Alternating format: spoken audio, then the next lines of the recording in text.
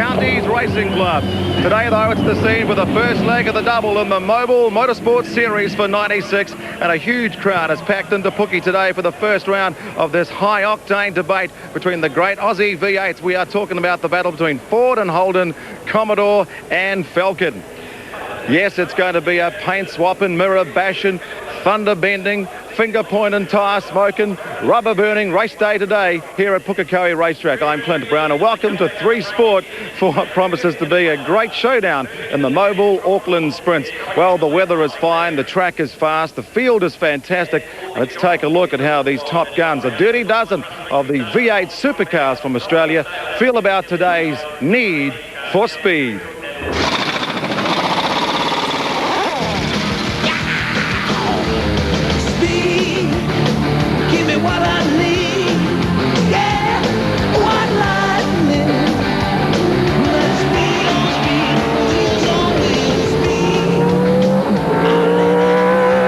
Well, I already feel like I'm in New Zealand every time I go to work. About 80% of the team's New Zealanders, so I almost feel at home. I think you're going to see a lot more paint swapping and guys really having a go at one another. And bear in mind, it is the last races of the year, so they've got plenty of time to fix their car. These will be a hell of a lot easier to run around there than a 2-litre car, I think, especially a front-wheel drive one.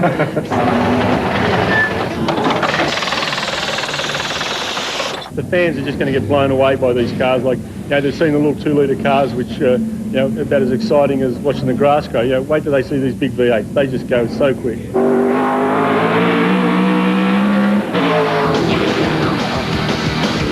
I said speed, give me what I need. Yeah, white lightning. Like speed on speed, wheels on wheels, speed. Probably the cars are about twice as powerful as they need be for that tight Wellington street race, but gee, the spectators are going to be in for a real treat, I reckon. Oh, look, I've been to New Zealand about 10 times racing over many years, and I'm very much looking forward to it. I can't wait. I'm looking forward to it. To tell you the truth, I've actually never been to New Zealand before. Because they're sprint races, they don't have to take care of the car too much, so there'll be a bit of this going on. Half the people in New Zealand are just as nuts as these guys are. They love their Fords and the Holdens, and especially the V8. Well, Wellington, here we come. 1996, street race is going to be something else.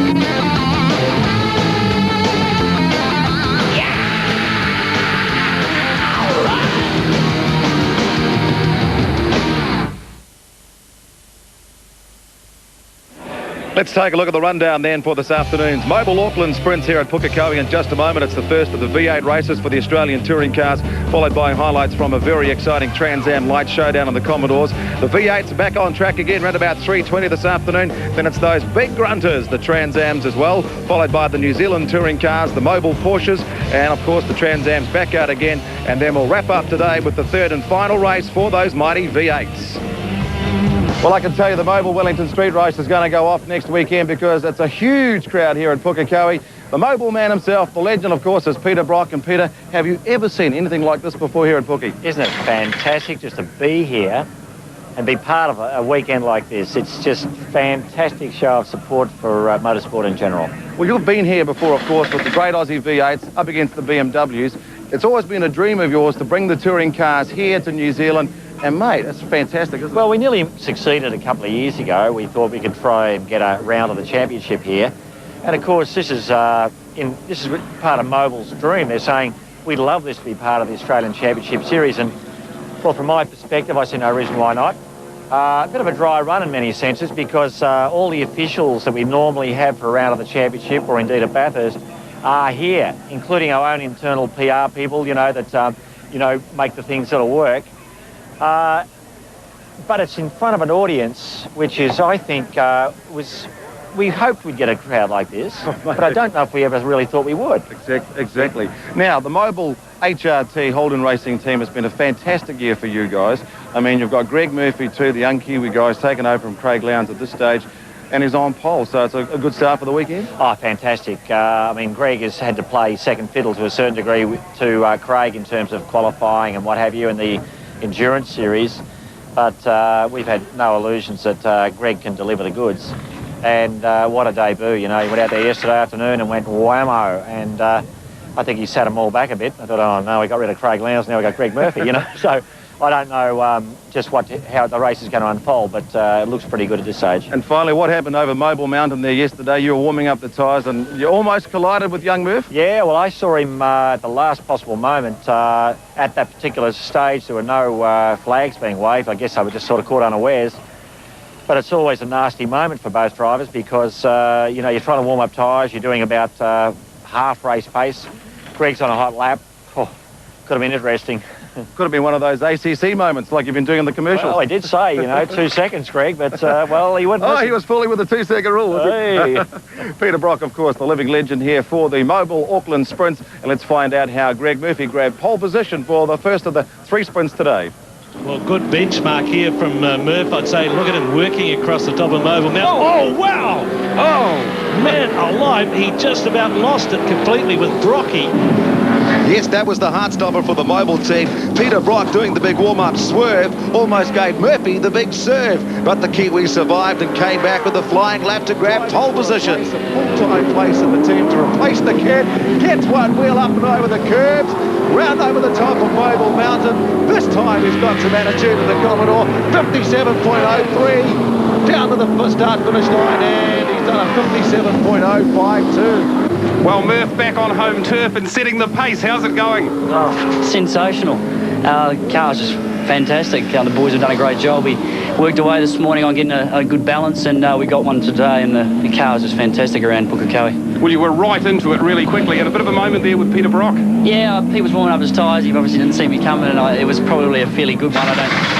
I don't know if it was going to be as good as those next ones, but you know, the car felt fantastic, and I'm wrapped. Okay, well, you've got 2 sets of tyres. You've scrubbed both sets now? Yeah, we used both sets for qualifying. Took probably a little bit to get used to the first set because they work so well when they're brand new, and then the second set I knew what to expect, and the car was just spot on. Okay, well, Paul's out there trying to show that Pukekohe's his patch, I think, but it's Murph on home turf. I like that, Murray. We'll use it. Yes, classic stuff. Greg Murphy talking to Murray Taylor there. Murph on home turf, or will it be Paul's patch here at Pukekohe? Great to have 2 Kiwi touring car stars. Greg Murphy in the Holden Commodore, Paul Radisich in the Ford Falcon, taking on the best of the Aussie V8's in their touring cars. So can the Kiwi guys do the business today, or will it be the Aussies showing the way? Stick around on 3 Sport when we come back in the Mobile Auckland Sprints. It'll be race 1.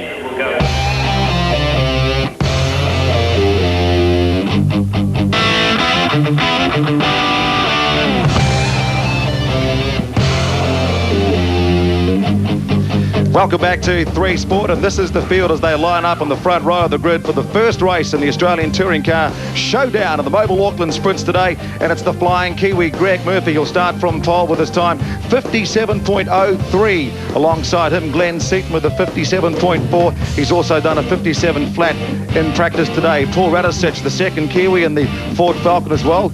Third on the grid, alongside him, Wayne Gardner of the Coca-Cola McDonald's Racing Commodore.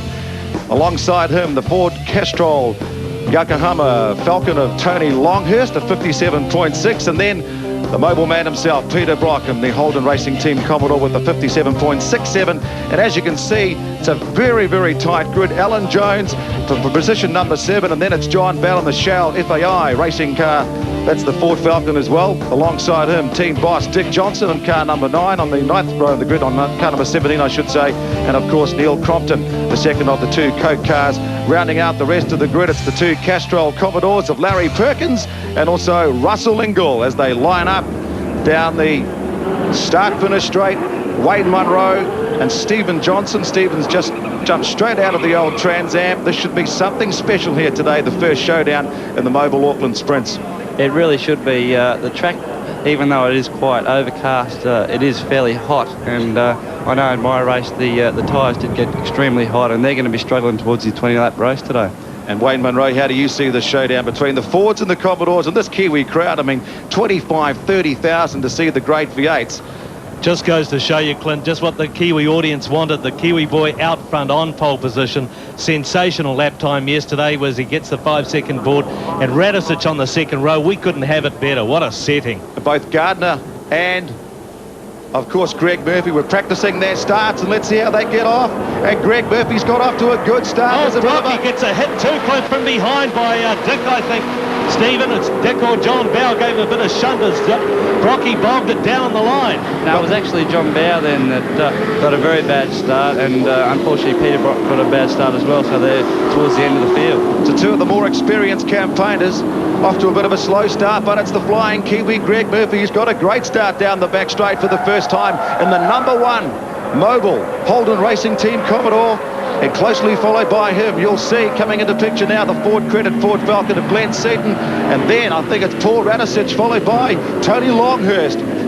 Well, Kiwis 1 and 3. We couldn't have it better. Fantastic start by Murph and really blitzed away from there. That's a pretty hard job to get one of those beasts off the line, I think, Stephen. Oh, it is an extremely hard job, but you've got to have the revs perfect for these cars to be able to get off the line good. And I saw Greg practicing his starts earlier on today and warm-up, and he just did a fantastic job then.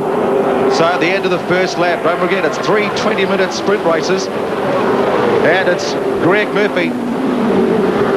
Greg Murphy doing a fantastic job through the S's, into railway onto the back straight for the second time. Remember, he's taken over from Craig Lowndes, who's testing for Formula 3000 in Europe, and a good performance over the next week in this fast lane festival of motorsport here at Pukekohe in Wellington. He could be the other driver to team up with Peter Brock full-time next year in the Australian Touring Car Championships. Well, that's what everyone's picking, and I mean, after his qualifying performance yesterday, the Aussie journos were in awe of the guy.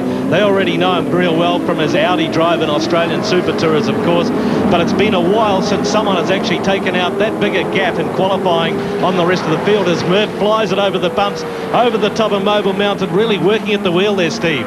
I was really talking to Murph. Oh, the big smash, and it's Neil Crompton in one of the Coca-Cola Commodores, and that McDonald's bumper looks like junk food, doesn't it? Sure does. Out over at the hairpin, we saw something happening in the background there as well, looking at Murph leaving the corner.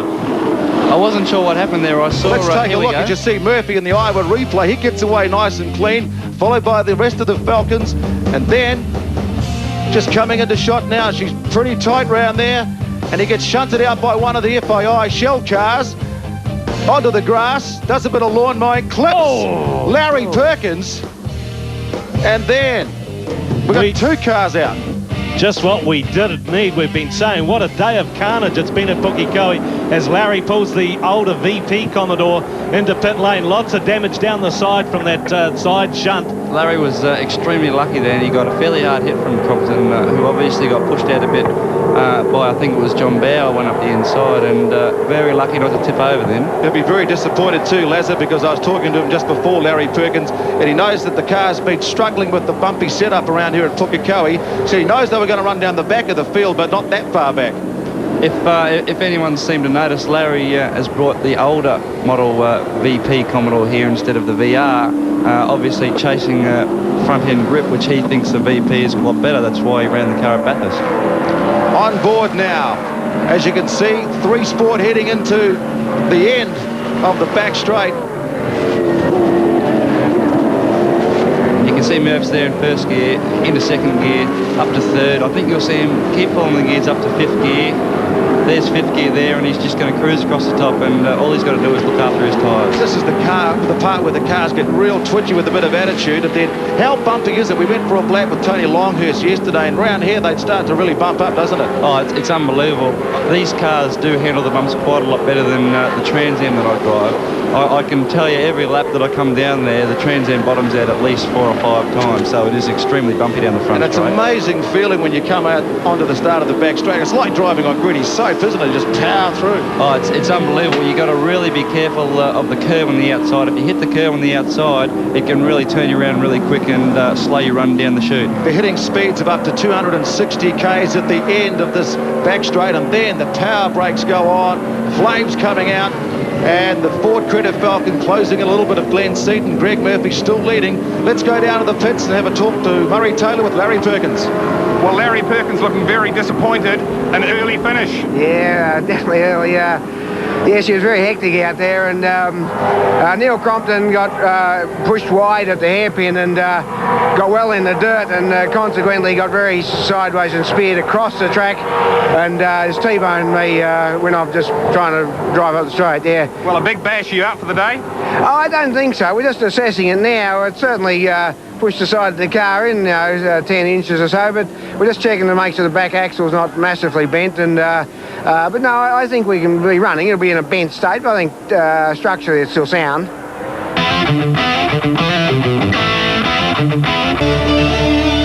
T still out in the front. It's Greg Murphy, the New Zealander in the Commodore, Glenn Seaton in the Falcon, Holden, Ford, 1 and 2 at this stage. I was just looking at the lap times, and the last lap time from Glenn Seaton is 0.4 of a second faster than Greg Murphy, so he's definitely catching him. Well, visibly, look how close he's moving in there on Murph as they go across the top of Mobile Mountain. Flames belching out of the HRT car as he changes gear, belting down the front straight here, and Seaton closing in. We thought he would be one of the runners here, and both of them, of course, on Bridgestones, which has got to be the tyre of choice in this class, Steve. Oh, definitely. The Bridgestone's just an amazing tyre. I don't think anyone has ever seen anything like it. But Seaton did have a problem yesterday. He didn't get to run his second set of tyres in qualifying, so maybe that's why he didn't improve. But he's obviously got his car sorted now, and he's really closing up on Murphy. 57.3, the fastest lap so far for Glenn Seaton. They cracked a piston yesterday and had to put a new engine in overnight. And Glenn's very relaxed. I mean, he just loves the scene here at Pukekohe. He's very happy with the car. No problems about the bumps. He thinks it's fantastic to have such a huge crowd here. And I think all the Aussie V8 boys are just loving it. And he'll be loving this, being right on the bumper of the HRT Commodore. I tell you what, I think I'd sooner be in Murphy's position than Glenn, because it is extremely hard to pass around there. There's not many places to pass, and these cars are extremely close down the straight, and you definitely won't see, unless Greg makes a mistake coming onto the straight, you won't see him passing down the straight. But you can see Glenn Seaton's really going to put the acid on the Kiwi kid. He's going to test him out. Brocky was saying before, it looks like maybe these guys have shocked the opposition with Murph's performance yesterday. Look at Seaton, really close through the S's there, really gets tight on him, looking for a run down the back straight, but hello, HRT just goes away from, in the Tony wall. Longhurst has hit the wall. Well, he's done that in Wellington a couple of years ago, and he won't be happy about kissing the Armco here at Pukekohe. So obviously this is the third of the high-profile cars to suffer a bit of a shunt here at Pukekohe. I think he's actually missed the wall. He's just he's had a spin coming into the bus stop down there to Railway, and he's obviously just spun off into the sand, and he's just got bogged. Well, he'll be pleased he hasn't hit the wall. Wants a push. He's pointing to all the photographers there to stop taking photos and give me a push, you guys. Come on, get out here. Now the marshals started to stir themselves, responding to the frantic hand signals there from the boss. Back on board with Greg Murphy and the Mobile 1 in-car camera, putting you in the driver's seat. 3 Sport through this S's. There's Tony Longhurst. So he's gone straight through those S's at that little chicane, and then onto the back straight now for Greg Murphy. Tell us what it's like to go down the back straight here at Pukekohe, Stephen Johnson. You come onto the back straight really trying to get a good run, and I tell you what, all you can see is just black road in front of you. It is that long down there. And once you come to this, that corner doesn't look like much on TV, but I'll tell you what, when you're doing 280 odd kilometres an hour, it's a fairly frightening corner. And what about the run through here over Mobile Mountain? Man, it can get a little bit bumpy at the entrance of that. You're doing about 200 k's, you come onto that, aren't you? You are. You're flat out in 5th gear, and Murph will just have a little lift there, and then he'll be back on the gas, full noise by now, and you'll see him use up all the road on the outside and sometimes a bit more, and pull into top gear down here, and that's a lap for Pukekohe. It's very exciting. When you said a little lift, I think he was actually flying the thing across those curves over the top of Mobile Mountain. These cars, you've really got to grab by the scruff of the neck. You can't just sort of sit back and have a nice Sunday drive. You've really got to work hard to get the lap times out of them. And I'll tell you what, the top 10 guys can really get the best out of a car, no doubt about that. Glenn Seaton was third in the Australian Touring Car Championships. Of course, the man you're watching at the moment, Greg Murphy, was third in the Australian Super Tourers. The 2 leaders driving an Audi A4, which is also the car he happens to cruise around town in. It's not a bad life if you can get it. Paul Radisson from the British Touring Car Championships, under pressure from Wayne Gardner. I was just about to notice, I noticed on the lap times that Wayne Gardner's has done a quite quick lap time of 58.22, which was, and his last lap was 0.6 of a second faster than Paul. So I thought they'd be fairly close. So the world bike star, the 500cc world champ, making a big comeback here. Of course, it's quite interesting that these guys... Look at that, Wayne Gardner! He's lost it over Mobile Mountain. Oh, the Coke boys won't be happy about that. They've had a terrible race this race with Crompton out and now Gardner. Well, it's obviously got a bit twitchy in a car with attitude, the wrong sort of attitude, and he's just spun it offline. Look at the huge crowd here. They'll be just buzzing. They'll be going off. Unbelievable. Smack bang in the middle of the track right in front of us. Wayne Gardner, superb crash for the fans. Bad for the team, though. Let's see what happened. Just coming up right behind Radicic. There's quite a big bump right in the middle here, and I think he's just hit, there's one big bump when you get back on the throttle, and he's basically just lost control and smacked into the wall. It looked like it hit pretty hard on the right front wheel, so there's no doubt he's got some steering damage. Unbelievable stuff. The poor Coke team, I mean, they came here, you know, looking for such a great performance out of these two cars, and poor old Wayne Gardner just whams it, slams side on into the Armco, top of the hill. All that crowd up there getting this action wham in their face as the Ford Explorer pace car slows everybody down to a crawl. I think they may have to change Mobile Mountain now to the Big Mac. Or perhaps the Big Smack. Well, disappointment there for Wayne Gardner and Neil Crompton, because Wayne, this is his first time here in New Zealand, and he was looking forward to racing down to Wellington. No doubt they'll be able to rebuild the car and get it shipshape for that, because he wants to do the rock around the dock. Yeah, well, let's hope he can get it fixed to do it. Steve, any chance that following so closely behind another car, that the aerodynamics of these cars is such that it's going to take away some of his downforce? Quite possibly, yeah. I know I had that problem in my race with especially the front end. I couldn't actually turn the car into the corner, but it looks like Wayne's just basically hit that bump, and if you hit the bump the wrong way, it doesn't really take much to get unsettled, and that's unfortunately what's happened to him. Well, I tell you what, we've seen some carnage already here at Pukekohe throughout the races. Some great races still to come this afternoon on 3 Sport, and this is just the first of the 20-minute, 20-lap sprint races for the V8 supercars. And look at this, we've got 2 out. Now we've got 2 more out, so there's 4 gone, down to 8. Yeah, well, you know, everyone said you've got to run Pukekohe first for the mobile sprints, because you can't run Wellington. Here we go. Look at the Iowa replay. The front right just lifted right off after he's come off that bump. I'd say you're right, Stephen. And what else can he do? There's nothing to be done at that point. There's absolutely nothing, unless he lost control of it a little bit further down the track. He might have been able to skid down the middle, but he was still halfway through the corner, and there's no chance of him to miss the wall there. He was just a passenger after that. What about the situation here? We see this as we watch the replay again, different view as he's tracking Paul Radicic there. Just an idea, could he have got onto the ripple strip just there, and perhaps the tyres lost a bit of traction on the white paint? Quite possibly. There is a bump right where right next to the ripple strip, and if you touch the ripple strip and the bump at the same time, it really does give you a big fright, and it's happened to me in qualifying. But obviously Wayne, unfortunately, has hit it all the wrong way and just put it into the wall, unfortunately. Hopefully there's not too much damage so he can get out in the second and third races today. Don't blame Tony Longhurst for wanting to get out of there. Remember AJ, Alan Jones, twice in the same qualifying session yesterday, spun it up right where Tony ended, so he wanted to be out of there. That's why he was gesturing at the guys to get him out. Okay, to find out what happened, let's go down to the pits MT with the motorcycle man, Wayne Gardner.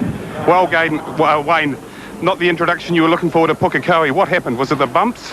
No, the back tyre blew out in the corner, in the middle of the corner, blew out, and obviously it turned me into a spin and spun me around, so I was lucky that I actually got away with minor damage. Particularly, it's a very, very fast corner, so the tyre's just not up to the job.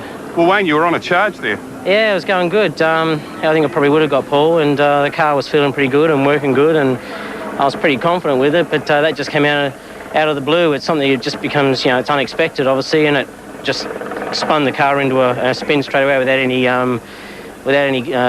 premonition or any no knowledge that was going to happen. So yeah, it was a little frightening and got a bit of a headache from it all. But fortunately, the car's not too bad. Okay, you've had a look at the car.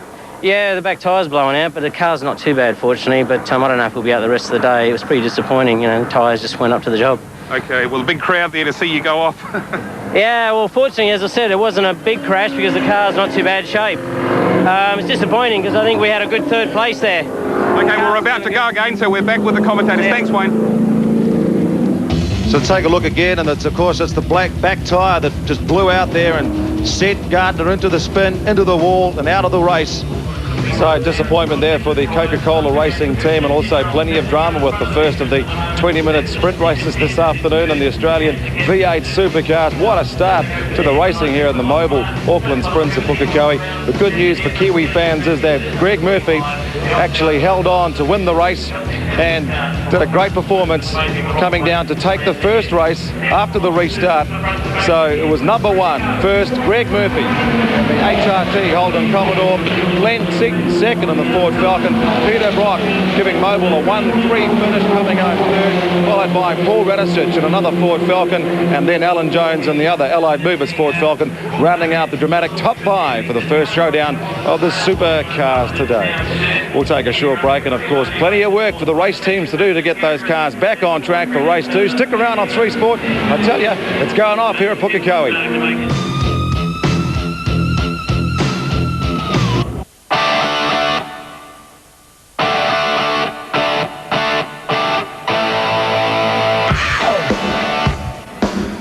Yes, we're talking petrolhead paradise here today at Pukekohe. A huge crowd at the Mobile Auckland Sprints on 3 Sport today. Enjoying the action, of course, with those Super V8s from Australia. Plenty of other action too with the support races. Now, if you've seen the British touring cars on 3 Sport throughout the year, those 2 litres, man, it's a real biff and bash merchants, aren't they? I mean, they're all over the place and they're pushing each other off the track. Well, earlier today in the Trans Am Lights, which is a new, very exciting one-make class of motor racing, which has taken New Zealand by storm, featuring VK Commodores, I tell you, it was just like the British touring cars, only better. So check this out. If you thought the first race of the V8s was great, let's go back in time to some classic Commodore racing.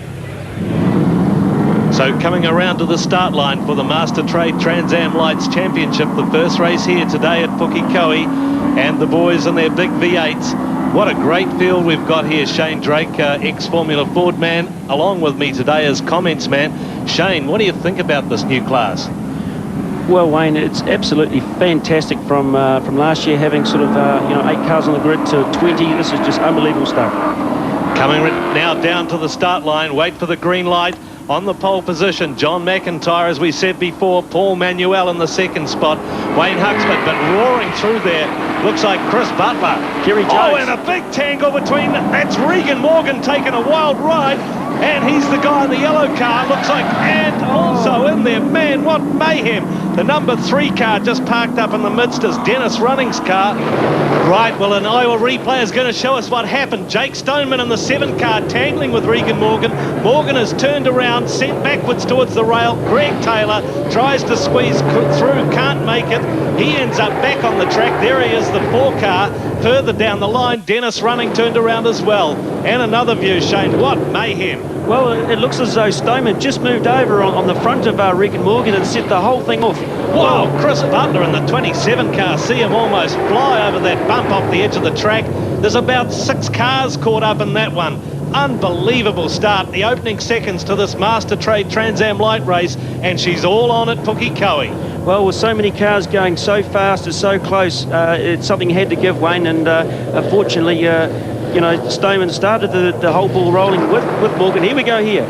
Here we go again. There he is in the 7 car. Comes across on the yellow car of Morgan. Morgan's car, the 11 Parts World car, turned right around. All the rest of the field staring at him and him at them as Greg Taylor tries to grope through. And now that's about it, folks. We're going to go away for a little while. You know you've got to be back with us. It comes back with the restart for the Trans Am Lights after that very, very eventful first attempt at a start. Only got about 100 metres down the road when Jake Stoneman in particular and Regan Morgan got together in a big way, and now there's quite a few gaps in that grid. I think you'll find behind behind young John McIntyre, just 19 in the number 2 Shell car, Paul Manuel in the 20 car alongside of him, coming down for a restart. Let's see if we can get a clean one this time as they try to get away on the Master Trade Trans Am Lights. First race here at Pukie, nudging in between Paul Manuel there. Comes Greg Taylor. No, it's not. Kerry Jones, Wayne. Kerry Jones, the Speedway Meister, pushing through into 3rd place there, but a clean start this time. Major mayhem last lap, just back on that last corner. This time the field's got through safely. The head on. Oh, here we go. This guy up on the gets guardrail there. But here we go. Got young John McIntyre and the Shell Commodore out the front with Paul Manuel. Now this guy is hardly ever raced in his life. He's been racing motocross and won a national championship back in 1989. And this is really his second race. So this is a fantastic effort. Incredible, because he's really putting the acid on John McIntyre, and he's gone by him at the hairpin on this first lap. That is a great move. Fantastic move. Oh, John would make... Oh, accident in the background. Blair Smith in the red and black car, and the white car hit somebody. There he goes. It's the Firecats man from Palmerston North. Bruce Ropp. Bruce is steamed. He gets underway again, and Blair looks like he's out of it. Not a good weekend for him. One of your mates, Shane Drake. Yeah, good old South Island boy. And look, we've got John McIntyre having a go on Paul Manuel down here into champion. Oh, and Manuel loses it almost. Just got it back, and McIntyre gets through. But talk about loose moves. Sensational comeback there. That is fantastic. Well held. I'll tell you, it gets very, very loose out on the marbles out there. Watch this. This is at the hairpin. The Iowa replay will show what happens. That's John McIntyre chasing Paul Manuel in the background. Look for the clash coming up about now. There's Bruce Robb, loses it in fact. Gets spun around. Blair Smith nowhere to go and nails him. Actually, so Blair actually give him a little bit of nudge there. Maybe there was a bit of problem. Oh, here we talk go. About nudges. That's Kerry Jones in the 84 car. He wants to get through to the front of this field. The guy knows all about racing high horsepower cars, having come out of Speedway Sprinters, and he's only like the 6-time New Zealand champ, something like that. This is fantastic stuff. These boys are really taking it to task here. On the limit. I tell you, these cars are very, very difficult to get around the circuit with the big bumps and the slightly soft suspension. But John's got a little bit of lead here. If he can get around here cleanly, he can keep this little gap.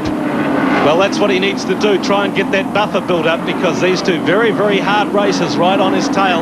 Paul Manuel, and also making his race debut in this class. In fact, on any kind of circuit racing. Oh, apologies, he did make one race at Manfield, just ran in a sedan race just to get a taste for it.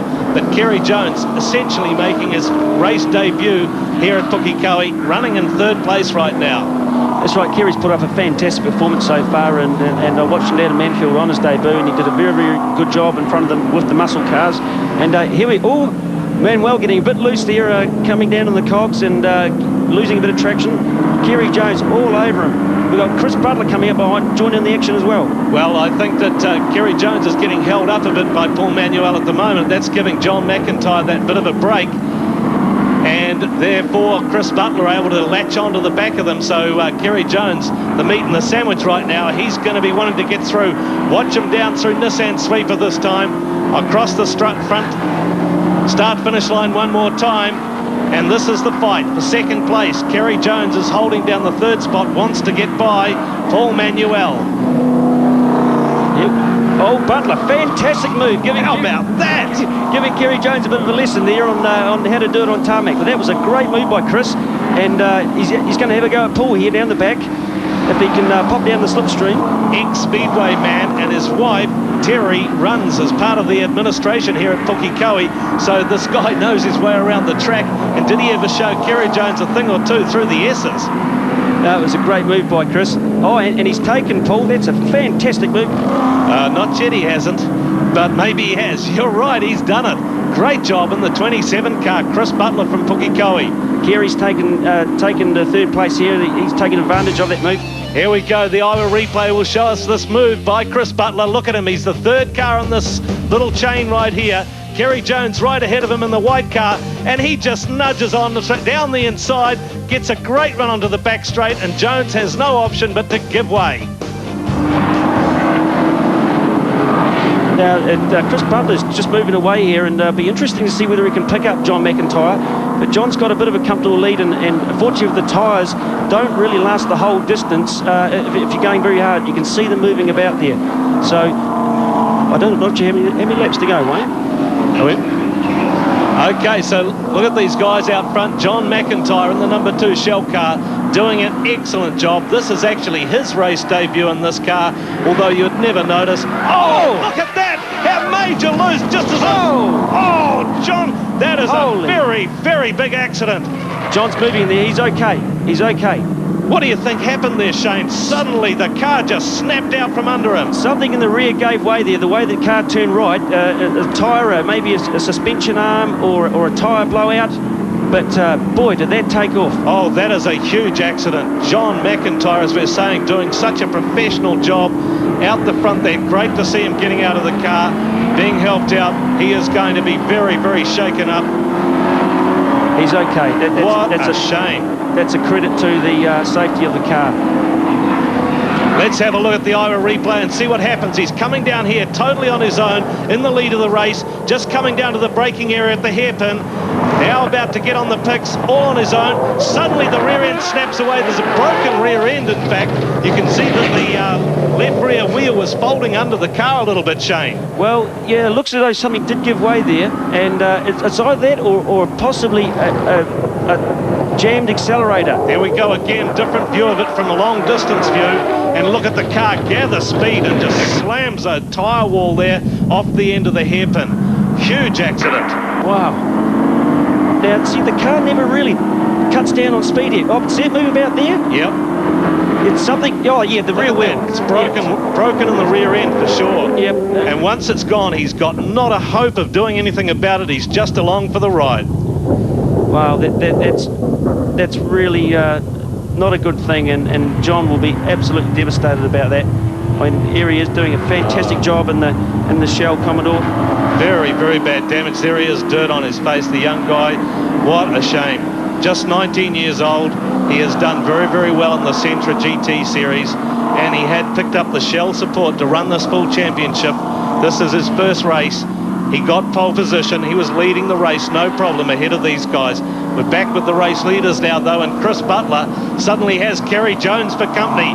So Kerry Jones, the Speedway sprint car man, making a comeback here, down towards the hairpin where John McIntyre rests. And I would think there'd be a yellow still out there. Yeah, although the car is a long way off the circuit. These guys are having a fantastic little dice here. Paul Manuel, and it looks like Wayne Huxford there coming up onto the back of the group in the mother's Commodore. Well, Huxford, of course, a man who we would expect to see up front in this, a lot of experience in Trans Am racing in his big Capri. So Chris Butler really got to hang on to it here as we tick down towards the end of this race. And he is doing an excellent job, but look for the attack. It could come from either of these guys, Paul Manuel in the third spot, or Kerry Jones holding down the second place in the 84 car. Well, this is going to be interesting when they head onto the back straight this time. Kerry, if he's in the right position, he should be able to get a very good tow. Here we go, watch this. Yep, he's in the slipstream now. Will pop out and be carrying a few extra mile now. Can he make it stick? He's in a good position to do it. It's looking good. Let's see what he can do, and of course he's got Manuel in that blue car, and that is Andrew Fawcett, not Wayne Huxford, in the other Mother's Team car that's right there, 3 wide into the hairpin. Oh! They don't fit, and it's Paul Manuel who has a bit of a lose there, and he loses out. Oh, and he gets a nudge from Jake Stoneman. Stoneman back in the action after that initial crash. I believe that's him. Stoneman, it is indeed, in the 7 Auto Trader car. Wow, boy, these boys get down to business, aren't they? Can we handle any more excitement? And look at Paul Manuel. There's smoke coming off his rear guard there because Jake gave him a bit of a tap, and it's Butler takes the win. Great stuff from Chris Butler. Just done the job from Kerry Jones. Andrew Fawcett in the 3rd place. Wow, that's a great race from Chris Butler. Kerry Jones, a fantastic debut. No wonder Chris Butler's a happy boy. Look at this, down 3 wide into the hairpin. This is probably the decisive moment of the race. Paul Manuel has the lose in the 20 car. Chris Butler in the 27 car stays out in the lead. Kerry Jones next, and Andrew Fawcett in the Mother's car in 3rd. There's Jake Stoneman. He collects the side of him, so puts a ding in the other side of the Auto Trader car. Well, Paul just at the last minute there obviously went down to first gear, and the rear end just locked up and turned him around, but that was a fantastic effort there, 3 wide into the hip, but that's just unbelievable stuff from these guys.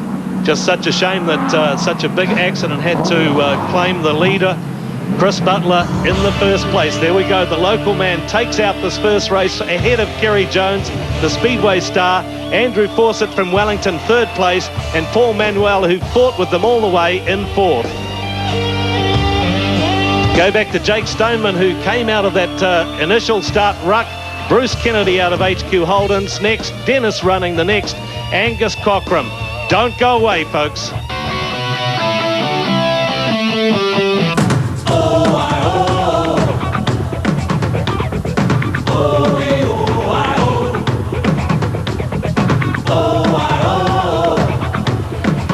Welcome back to 3 Sport. Well, it's a magnificent day at the Power Circuit here today, Pukekohe, for the first round of the Mobile Motorsport Series. It's the Mobile Auckland Sprints. 2 unbelievable races to kick off the day for you guys watching at home, of course, with that first race of the V8's. 2 more 20-minute sprint races to come this afternoon with those V8 supercars from Australia. And, of course, what an unbelievable day so far with the Master Trade Trans Am lights, with Chris Butler winning that first race in dramatic fashion and also taking out race 2 as well. So it's an unbelievable start to the motor racing today and for the Mobile Series, and it certainly has attracted some of the best touring car drivers from Australia, including, of course, one guy who became a world champion on 2 wheels and is now getting used to racing on 4 wheels. The man behind the Coca-Cola McDonald's racing team is Wayne Gardner. The 87 World 500cc motorcycle champion went from 2 wheels to 4 in '93. Probably the most difficult thing that I've really had to go out and re-educate myself has been the understanding of the cars. And, you know, you've only got a very short practice sessions and qualification period, so you've got to understand the car very well. So trying to understand about the springs, the shocks and roll bars and gearing and everything else has been quite a difficult job. But I feel that, you know, over the 3-year period I've learned a great deal of that. Our car's working really, really good at the moment, and I think, yeah, we've probably got as good a setup as anybody out here. But so I think I'm just about on top of that now, so hopefully we can apply that to now the results. And yeah, I think the results are just around the corner there for us now. Since making the switch, Gardner has finished 3rd at Bathurst twice. Not only drives, but also runs the team with manager Alan Heafy. That's like the double whammy. That's a very hard project. Yeah, I left the Holden racing team, and I decided to set up my own team with Coca-Cola as a backer, and it's been 3 years now I've been running the show, and it's been terribly hard. It's been hard work, but it's also very enjoyable too. You know, when something's hard and you're succeeding, it's quite enjoyable. So no, I'm pleased with the cars. I'm very proud of the team. I think everyone does a great job. I think Alan Heafy as a team manager does a good job with it, and my role is really as a driver on these sort of days. So it's been hard, obviously, to be a driver and to learn and gain experience as the driving point of view, but to run a team's also been a hell of an experience. But it's all working out well, and I've grown plenty of grey hairs at it, but it's working good now. Wayne Gardner and the Coca-Cola McDonald's racing team, one of the top stars to watch out for in the V8 supercars. So plenty of hopes for the Coca-Cola racing team here at Pukekohe for the weekend. But as you see here, this is the result of a blown tyre. And sadly for Wayne Gardner, he was coming over the top of Mobile Mountain in the first race of the 20-minute sprint races, and that rear blown tyre meant he lost control, just spun out, hit the wall, and this is the result. 2 very badly damaged Coca-Cola cars. Of course, Neil Crompton was wiped out earlier on in that race, and the sad news is for the Coke team, they won't be starting in race 2. The question is, will they have enough time to try and repair the cars for race 3 later on this afternoon? So there you have it, 2 of the top stars out already. So it's a dramatic day here at Pukekohe for the start of the Mobile Auckland Sprints. And joining me now is the resale director from Mobile Oil New Zealand Limited, Malcolm Pride. And Malcolm, I mean, we have a huge crowd here, a great field. I mean, there's a lot of hard work and planning going into the series for over the last year or so. You must be very happy with how it's all started off today. Absolutely delighted. The crowd has really turned out in droves. The V8 racing has been fantastic. Support races have been great. You give the people the right cars, the right drivers, they'll come out and watch it. And this is a record crowd, I think, Pukekohe. Exactly. So therefore, what would the people of Wellington be looking forward to now with the festival week, which is coming up straight after Pukekohe, counting down to the Wellington Street Race? Well, there's a whole week of events running right through the whole city. And with the racing that we've had here today, if it's any indication what it's going to be like in Wellington on the tighter track, it is going to be unbelievable. Fantastic. And of course, this is the whole reason why Pukekohe is first, isn't it? To actually try and make it like a warm-up for Wellington. And hopefully, I mean, there was supposed to be plenty of runoff here, so there wouldn't be too many crashes. Well, that, I must admit, that was one of the considerations. And having seen the way these guys go at it today, it'll be all on for the rest of the races here and in Wellington. What about the talk from the top Australian drivers that this could become a permanent fixture with the Australian Touring Car Championship, say 8 races in Australia, and then Pukekohe and Wellington as part of, say, Sandown or Bathurst. How does Mobile feel about that? Well, we'd be delighted to be part of that. We think that Wellington and Auckland both have their own atmosphere, I guess Wellington in particular, and if we can make this part of that series, we'd be delighted. Okay, now, of course, the best thing is that the Mobile Holden Racing team is number one at the moment, and Kiwi Greg Murphy is doing a great job. I mean, you've had a drive with Murphy in the Commodore. What was it like going for a blat around Pukekohe with Greg Murphy? Well, Greg was going at about 99/100% with me, and it was fantastic. The car is very stable, very fast, very noisy as you'd expect, but that was quite an experience, and pleased to see Greg was up there in the front. Well, a great result for race 1, wasn't it? Oh, superb. Peter came through to third as well, so from the Mobile race team, doesn't get much better than that. Exactly. Well, I actually had a chance to go for a drive with Tony Longhurst and his Ford Falcon, and the track is quite bumpy. Unbelievable experience. 39 degrees in those race cars. People don't realise, if you're watching at home, just how hard they work behind the wheel. Oh. Although they make it look so easy, don't they? They do. They work very hard. I can assure you that, having sat with Greg. Working very hard, and hey, they're paid everything. They earn everything they get. It's fantastic. Right. Well, thanks for joining us today, Malcolm Prado, the resale director from Mobile All New Zealand. Who's your tip? I mean, I think it was 325 that Greg Murphy started off as the hot favourite. I think I'd have to weigh Greg's been going over the last few days. I've got to stay with Greg, but hey, Peter's getting faster too. Hopefully a 1-2 for the Mobile Holden dealer team. All right. There's the expert. Of course, the expert opinions of Malcolm Prado from Mobile. Well, talking about the Coca-Cola team earlier today, they're both out for the second race of the sprints, but Neil Crompton in the off-season got the chance to go to the States to check out the IndyCar racing scene and to actually do a bit of a test drive. Now, the team he caught up is the Tasman Motorsport team, and that's run by the New Zealander Steve Horn. So let's take you now stateside and check out the fantastic IndyCars.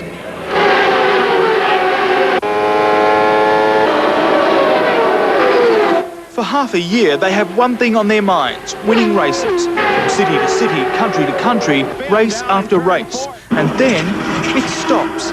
But the people behind the teams do anything but stop. The time of the year's changed, and the activities changed slightly, but there's still plenty to do. This is Tasman Motorsports Workshop in Columbus, Ohio. Run by Kiwi Steve Horn, this highly disciplined team won 3 races this year, and they're determined to do better in 97. New equipment is being built, expensive transporters are being refitted, new secret weapons are being devised. The Tasman team, like all others, soon takes delivery of new cars for the 97 season, and at the high-security Honda Performance Development Facility north of Los Angeles, new engines for those cars are being developed.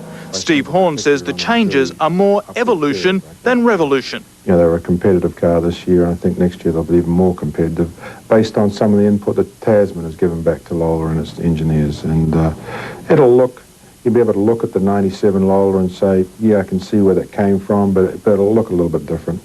For the crews, Christmas will come early.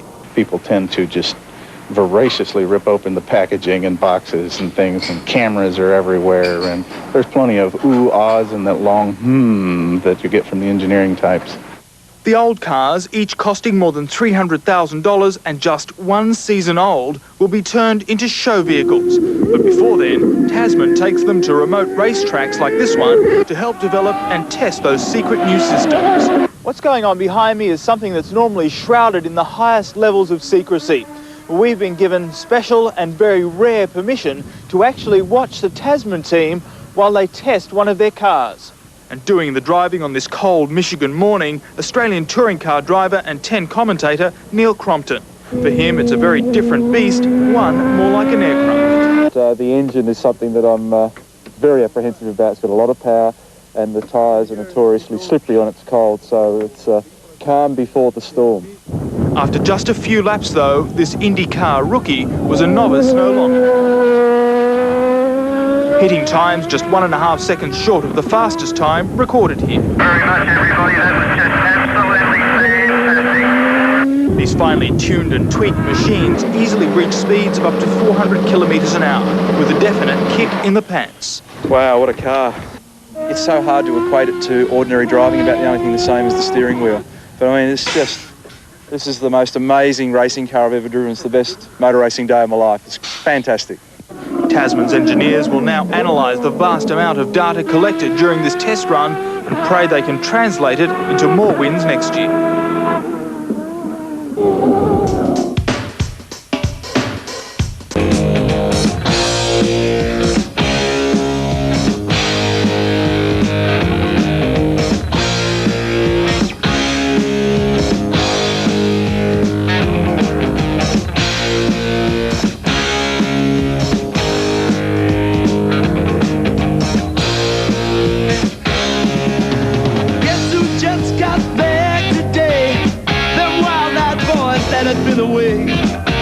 Haven't changed, had much to say, but man, I still think them cats are crazy.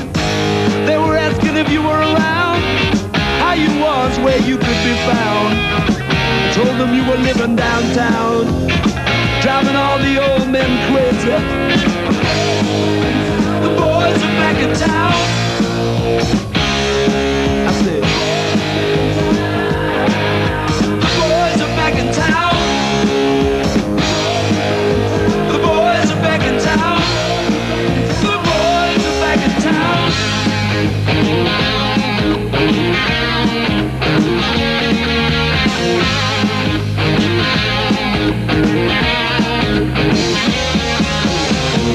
You know that chick that used to dance a lot? Every night she'd be on the floor shaking what she'd got. Man, when I tell you she was cool, she was red hot. I mean, she was steaming. And that time over at Johnny's place, well, this chick got up and she slapped Johnny's face. Man, we just fell about the place. If that chick don't want to know, forget her. The boys are back in town. I said, the boys are back in town. The boys are Yes, don't you love them? The boys are certainly back in town. And I tell you what, on 3 Sport, stick around because the Mobile Auckland Sprints are about to hot up again here at Pukekohe. Magnificent crowd, magnificent racing, and they're back on the grid for race 2 in the V8's supercars. These, of course, are the Australian touring cars about to be lining up. Of course, a slightly smaller field with the Coke cars out and about. And they're out of the race. Let's go down to the pits now with Murray Taylor to catch up with Neil Crompton. Well, Neil, happier times there with your IndyCar test in the States, but not a very happy day today. No, very disappointing. Both the Coca-Cola Commodores are out of business, and that's a real shame because our cars were quite good. Both looking forward to doing 3 races here and being competitive, but that's not to be. Quite a bit of carnage. Yeah, the front of my car's a mess. It's had it, and the full front right-hand corner of Wayne's car and right down the right-hand side, it's shot as well. So, well, just talk us through the accident. What happened? Well, you've got to go back a previous lap to start with, I guess. John Bow outbraked Peter and I on the outside going down to the hairpin. On the second lap, or the beginning of the second lap, if you like, I then did the same to John. So I rounded him up on the outside. As we came off, he came over and assumed the natural race line and squeezed me up onto the grass. And once you get out there, there's not a lot of grip. So as a passenger of the car, semi-turned around, came back onto Larry Perkins as I was crossing the track. But Larry was an innocent bystander, and unfortunately, it's one of those things. OK, well, that's the way it goes sometimes in racing, isn't it, Neil? But a huge crowd here. What's the impression, the Australians? What do they think? Well, we think the show's fantastic, obviously. We enjoy driving these cars, and there's always tremendously close racing, and we see that throughout the year in our own series, and it's great to see such incredible Kiwi enthusiasm. I just wish I was a part of it. Yeah. Well, they're lining up now for the second race. What's your impression of Greg Murphy? What's the attitude in Australia? That Greg's a very good driver. We've seen him in the 2-litre class with the Super Tourers driving for Brad Jones and Oryx Audi. We obviously saw his great win at Bathurst, and he's a guy of the future. He's already arrived. He's on pole. He's racing very, very well. He looks as though he's been racing the thing for years, so good on him. Good luck to him. That team and car are working very well together at the moment, and Greg's doing the job. Yeah, well, certainly a lot of media hype around Craig Lowndes, but what's the impression been of Greg? Is Greg in the same class? It's sort of hard to say. If we see Greg doing some more racing, I guess everybody will get an opportunity to form a proper opinion. And I think obviously that's his intention, because he's really got the hammer down this weekend to try and impress the hierarchy at HRT, and he's off to a perfect start. So Craig's cleaned up at Bathurst and the Touring Car Championship. Greg, of course, was his partner at Bathurst. So if he can keep on with the sort of form he's got at the moment, then that'll probably happen. Well, we're about to see some more action from Greg Murphy, and back to our commentators. Thanks. Thanks, Murray. Well, there they are, sitting on the grid, waiting for the second race in the Mobile Auckland Sprints here at Pukekohe. This is the dream team of V8 touring cars, if you like, and the man at the top of the heap right now, Magic Murphy. Young Murph from Hawke's Bay, been out there and done the number on these guys. Steve Johnson, your countryman, he's sort of dealt to them a bit severely so far, hasn't he? He has. He's done extremely well the first race, and I really don't think that it's going to change much in the second. I think him and Glenn will have a great race together, and it'll be for the miners behind them. Is that why it's so important when qualifying to grab that pole spot? Because if you can shoot away from all the trouble, you can avoid so much carnage and chaos, can't you? Oh, absolutely. If pole is a big advantage, especially around this track. Not so much in this class because they do a lot of standing starts and you can easily muck up a start. But with the Trans Ams, with the rolling starts, it's vital to have pole because it's extremely hard to pass around this circuit. And the word coming from the pits is more drama. We may have a problem for number 6. That's the Ford Falcon of Paul Radisich. The word is he might be out of this race with a blown engine. So that would be more drama here already. This is the race 2, of course, the 20 lap or the 20-minute sprint race. They're going to go for their warm-up lap now, and you've got to keep your eyes out for 2 blue Ford Falcons. One's number 9, driven by Alan Jones. That looks like the car there. And, of course, Paul Radisich, car number 6. Not there. Yeah, definitely missing. He was on the second row of the grid. Oh, he should have been up there, yes, on the second row. Finished 4th place, and this is where the grid positions come from for this race. Greg Murphy, Glenn Seaton finished in that order, and that's the way we pick them up for the start of their second race. They're running in the order in which they finished the previous race, which was, of course, off qualifying yesterday, which Murph took out. Brocky in the 3rd spot. Paul Radisich meant to be alongside, and maybe he's going to join the grid from the back, but that's not the desired place for our Kiwi Super Touring Car star. AJ, Alan Jones, the 1980 Formula 1 World Champ in position 5. Dickie Johnson, whose son Steve's here with us, is in the 6th spot in the Shell FIA Falcon. In the next door spot, or right behind, John Bow in the team car. Russell Ingle in one of the 2 Castrol Perkins Commodores in the number 8 spot. And Tony Longhurst had the spin out of the first race, back in action off the 9th spot for this. Wayne Gardner left it planted against the side of the Armco up on Mobile Mountain last time, and he's back in. Good to see those guys back in action, Steve. Oh, definitely. They've done Tony's. I spoke to him after the first race, and he took out just about a truckload of dirt out of his car, so he's all ready to go, and I think he'll do quite well, being that he didn't finish the first race. His tyres are a lot fresher than the other guys, so he may be one to watch from the back of the grid. And what was the problem for Tony Longhurst, Steve? Because he's been in such great form in practice. He has been. He was quickest in the first session in practice, and he was going extremely well, and I think he basically just overcooked it going into the he went through the first corner and left it a little bit late under brakes, and from what he just told me, he just basically just spun off into the dirt. Not that anyone else was involved, not that I know of. So this is the field now, lining up for the 20 lap of the 20-minute sprint race. Race number 2 for what they're now called the V8 supercars. And that's, of course, that space behind the Ford Falcon of Glenn Seaton is where Paul Radisich would have been, but he's out with the blown engines. That's tragedy for one of the 2 Kiwis. So it's just down to Greg Murphy on pole for race 2. Gets off to a pretty steady start. Look at Brock. Murph bogged it down. Murph has bogged it down, and Brocky's gone through following Glenn Seaton. So Murph couldn't quite pull off the 2 in a row. He did a great job first time out, but now he's got all the work to do. What are his chances? It's going to be extremely tough for him at the moment. These first few laps, they're going to have to settle down. Obviously, they're all going to be going extremely fast, and I think Murph is going to have his work cut out, especially passing his teammate and Glenn Seaton. He'll be pretty annoyed at that because in the practice sessions this morning, he sat there in that spot and practiced his starts, and he got off to good starts. Look at this, though, the dogfight up towards the hairpin. Peter Brock trying the outside line around Seaton at the hairpin. First time, Seaton shows him the outside of the track. Brocky says, okay, I will give way to you right now. Now we've got this 2 mobile HRT cars side by side, and Murph's going to take it back from Brock. So he shows the master the way around the S's on the way up to Mobile Mountain. And remember, of course, this is where they almost collided yesterday in practice, and Brocky's down the inside again.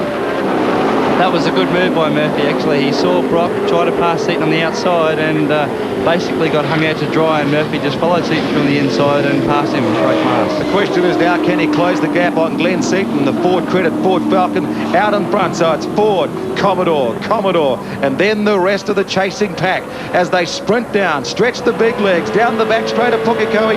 You're on board with Greg Murphy in the Mobile 1, number 1 Commodore.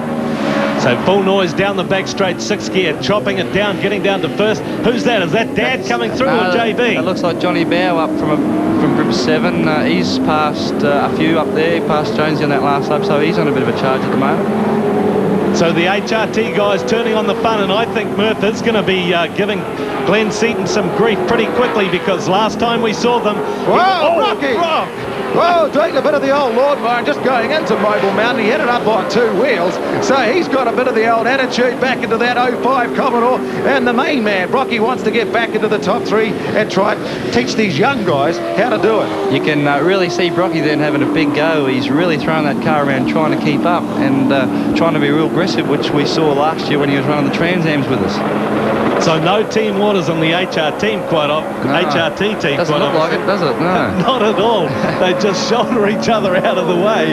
No problem. Here comes Murph attacking Seaton. A good fight between Alan Jones coming back at John Bow in the FAA Falcon and the Allied Movers Falcon. John Bow holding it. Oh, Murphy.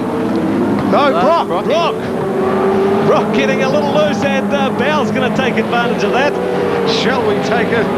Oh, look at that. This is going off these guys. Peter Brock just getting it loose coming out of the hairpin, and old Johnny Bow. Yeah, I'll take that spot, no problem. It doesn't take much to pick up a position or lose a position. It takes just a little mistake like that. He got a little bit sideways, and you can see it here on the replay. Check it out. Brocky just getting out on the strips, getting on the marbles first, then out onto the bump strip.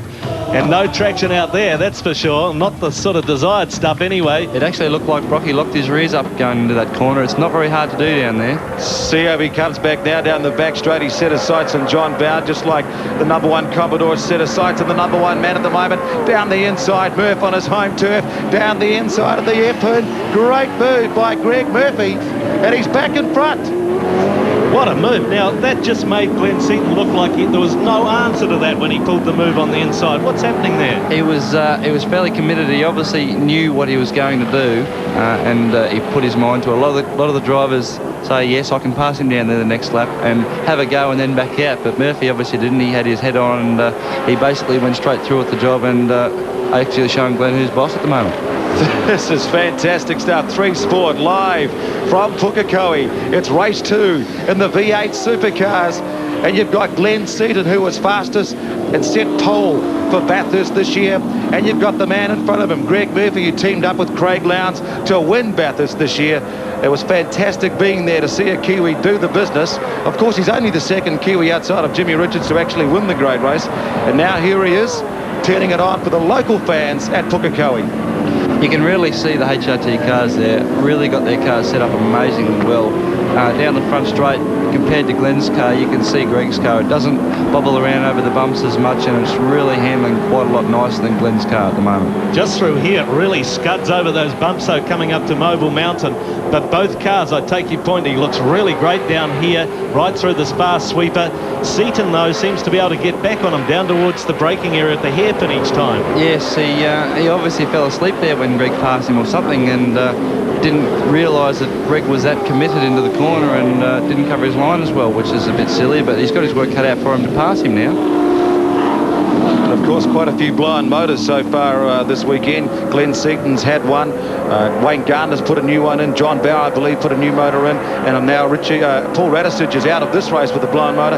$55,000 a pop. We're talking big bucks here for the old horsepower. There's been quite a few engine problems at the moment. I know we in the Shell FAI team had a few problems, so there's been quite a few engine problems this weekend, unusually. Now look at this. This is where the business end of the race is really, because John Bow leading what's become a bit of a freight train with Brocky right behind, Alan Jones on his tail, then Dick Johnson, and the two Castrol cars, Larry Perkins in there, of course, Tony Longhurst, Russell Ingall. Great fight these guys are having, and that's what we saw in qualifying yesterday, that there was only like hundredths of a second between 5 cars. Amazing stuff. It is, like John Bow was telling me last night, if he picked up I think it was 600ths of a second, he would have been 4 positions further up. So that's just to show how close these cars are at the moment. Pretty serious, pretty severe, intensely competitive, that's for sure. So John Bow down the back straight there in the Falcon. One of the few guys running, he's doing the best out of the Dunlop runners right now, Steve.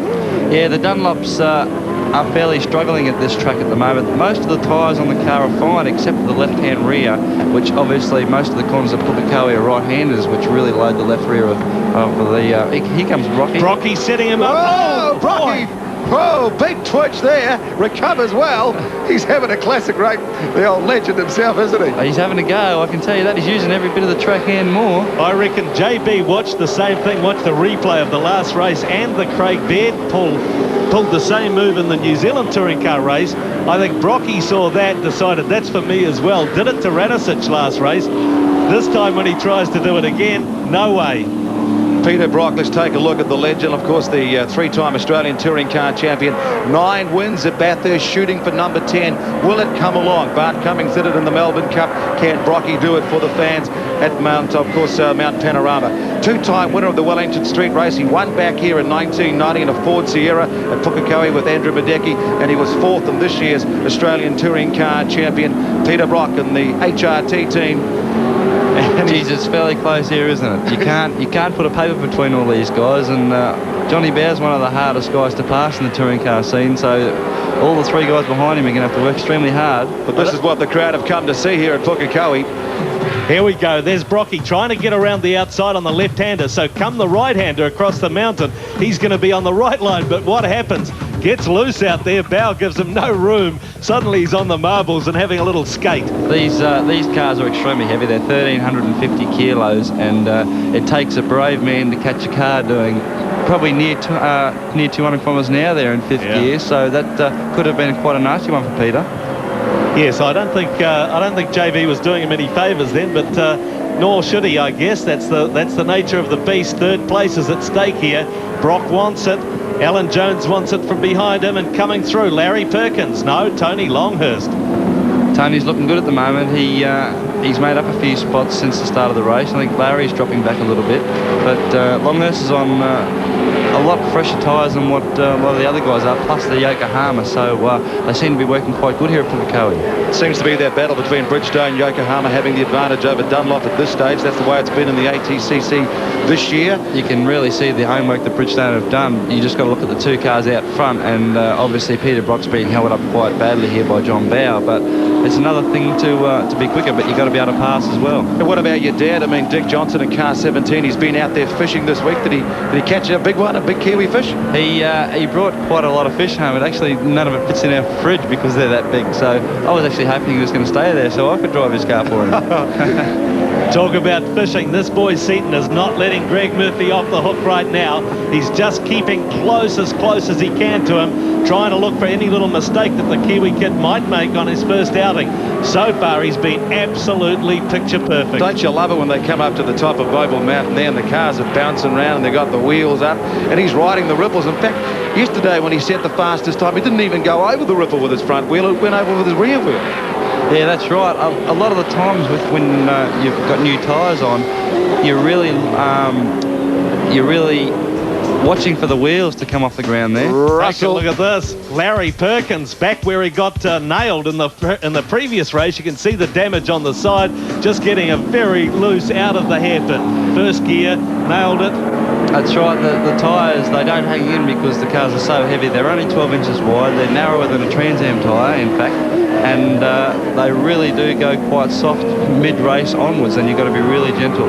And what are most teams doing here? Because, of course, you get 2 sets of tyres for the weekend for qualifying and the 3 races. How do they split them up? Well, basically what we did over in Australia, which I guess is what we're doing here, is they used the first set of tyres that they qualified on for the first race. They used the second set of tyres for the second race, and they mix and match the 2 sets with the best 4 tyres out of the lot for the third race. Whatever's left over. That's dead right. I tell you what, Greg here's doing a fantastic job. He's put up with the pressure from Seaton remarkably well, and I tell you what, it's not easy driving with someone fair up your back most of the race, and he's obviously put some good laps together and pulling away now. Now, you and your dad have got to talk about guys like Murph coming into the scene. I mean, is it really a surprise how well he's gone here? Because I think a few Kiwis obviously hoped above all hopes that this is exactly what would happen here. But, you know, motor racing is not always like that. The perfect scene doesn't work out. How do you guys feel about it? Actually, I've just noticed Peter Brock's gone backwards a little bit. He was straight on. He was on the back of John Bow, and now he's moving back through the field, so he might have some tyre problems or something. Right. Yeah, so how do you feel about Murph and how he's gone here? I mean, sensational to us. What do you guys think? Well, really, it wasn't a surprise to me. I've known Greg for quite a long time now, when he was driving his Formula Brabham and things like that. So he was a great driver in the Formula Brabham, and there was really no reason why he couldn't be up with the front-running field here, because Lowndes was a great open-wheeler driver, and Greg's just as good as he is. Here's Peter Brock moving into the pit, so it looks like he might have a bit of panel damage and may have scuffed up some of those tyres too. These guys, I tell you what, they're a really well-oiled machine, this HRT crew. Their pit stops were at least 3 seconds faster than anybody else's. Back out in front, it's Greg Murphy in car number 1, the Mobile HRT Commodore. Right behind him, car number 30, that's Glenn Seaton and the Ford Credit Ford Falcon. And it's a long way back to John Bow, car number 18 and the Shell FIA Ford Falcon as well. Greg's starting to stretch it over Glenn now, so he's... Okay, well, Brock's been in the pits. He came in very quickly. It was the 2 rears. The tyres were chunking. He's had the tyres changed, and he's back out in pursuit. But meanwhile, it's still teammate Greg Murphy out in front. Back out in front, it's Wayne. No, it's not. I was going to say Wayne Gunn. He's just watching at the moment. It's Murph's turf, and that's who it is. That's dead right. He's starting to stretch it over Glenn now, so I think Greg's looking actually quite comfortable now. His tyres are looking good, and I actually think Greg's on the same set of tyres he ran in the first race. A bit of a secret weapon for the third race, maybe. I think so. You never know, do you? No, you don't. He doesn't look like he needs it right now. The secret weapons, it's all very obvious, isn't it? That pulling away gradually from Glenn Seaton. Seaton's really had his charge. You've got to feel there's not much left there now. He wouldn't have let him get away if he could. This is a top drive by Greg Murphy when you think about that. He actually blew the start, was back to third from first when he started on pole, and forced his way past the boss, Peter Brock, and then muscled his way past Glenn Seaton with a very nice move under brakes at the hairpin. So a classy performance by the 24-year-old from Havelock North, and I can tell you they'll be partying down in Hastings at the moment. All the Hawke's Bay motor racing fans looking at the hometown hero, Murph, on his turf. Remember, he is the actual fastest guy around Pukekohe in whatever sort of car, and that was a Formula Pacific, which went back to 1995 last year in the Reynard 920, 53.5. So Murph knows Pukekohe in both the single-seaters and now the tin tops. So he's proving that perhaps he is the boy to take over the #1 car next year. It's looking that way at the moment, isn't it? He's really doing a fantastic job, and if he does, he thoroughly deserves it, because he's steered Craig Lowndes to another clean sweep, so to speak, of the endurance races, and it looks like he's going to have a clean sweep of Pukekohe today. Oh, the old boys would be getting sick of the kid and the Kiwi, wouldn't they? Yes, they actually treat them with a lot more respect than what everyone thinks they do, because they come in and they do really well, and they're always eager to learn and to race against these other old guys that have been racing for years and years, and I really don't think that the new guys coming in is a big drama to them. Okay, new blood is always exciting too, and guys like yourself, Stephen Johnson, of course, son of Dick Johnson. I mean, obviously you want to be in that touring car scene yourself next year? Oh, I'd love to be, yes. I spent all year last year trying to convince Dad that he should retire and put me in the seat, but it hasn't worked at the moment, so it looks like I've got to wait another year. Hey, the old man's running 5th at the moment. He's not doing a half-bad job out there, because We've talked a lot about how the Bridgestone tyres, the package that HRT has got, is so good. There's Dick now, 5th place. Johnny Bow's out ahead a bit further than him. I think he's running, holding down the 3rd spot. So he's chasing Alan Jones, got someone between them at the moment.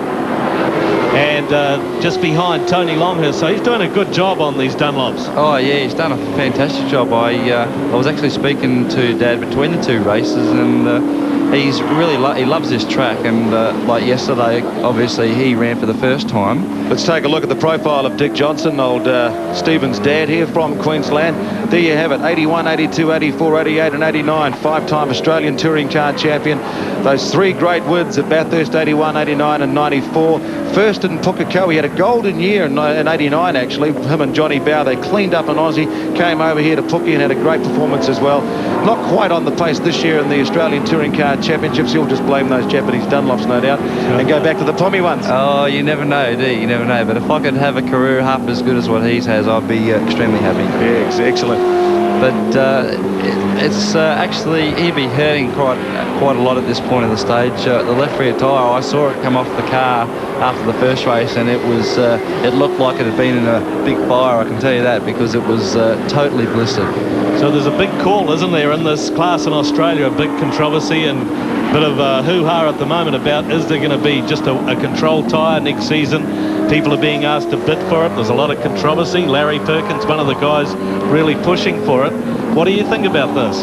I think, my view, I don't really know what's going to happen, but my view is a control tyre would even the races here up quite a lot. You can see Greg and Glenn and John, they've got a little bit of space between them now, and a control tyre would bring them back, just like the race at the Trans Ams this morning was absolutely dynamic close. And I think with racing like that, you need a controlled tyre, because at the moment there's just so much of an advantage. And I can tell you on 3 Sport, as we count down to the Mobile Wellington Street race next week, we'll be talking to the leading drivers about the control tyre control controversy, to see how they feel about it, and also the tyre companies too, Bridgestone, Yokohama and Dunlop.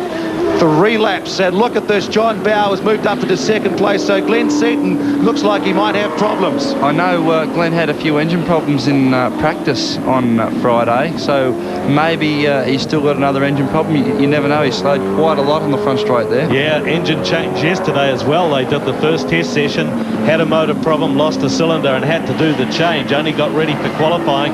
Well, he's not running too badly again there now, though. Maybe a momentary problem, gearbox perhaps. No, he's got past now by quite a few cars, and it doesn't really look like he's putting up much of a fight. So I think he's backed it off and just hoping to finish the race as far up as he can for the 3rd race this afternoon. So Alan Jones is now moving up. Of course, John Bow has gone up into 2nd spot. Alan Jones will be up into 3rd, and then Dick Johnson up into about 4th. So you've got one Commodore out in front, chased by a hungry pack of Ford Falcons, the boys in the big blue oval. Exactly right. And I mean, this race has got all this class right now got all the right elements, hasn't it? Because we've got our Kiwi Star, we've got the Ford versus the GM thing. It's everything in miniature here. Like we said, the Dream Team, it's definitely come to town. I tell you what, with them arriving here this weekend, I've never ever seen as many people at a racetrack as what I have this morning coming here. This has got the same sort of buzz as Bathurst. In fact, this probably feels bigger than Bathurst at the moment, because for New Zealand teams or New Zealand fans, we haven't seen the entire field of V8s. It's always been either your father, Dick Johnson, or Peter Brock out here against the BMW. So it really has been a fantastic day so far. Over the top of Mobile Mountain, the #1 HRT Commodore, Greg Murphy.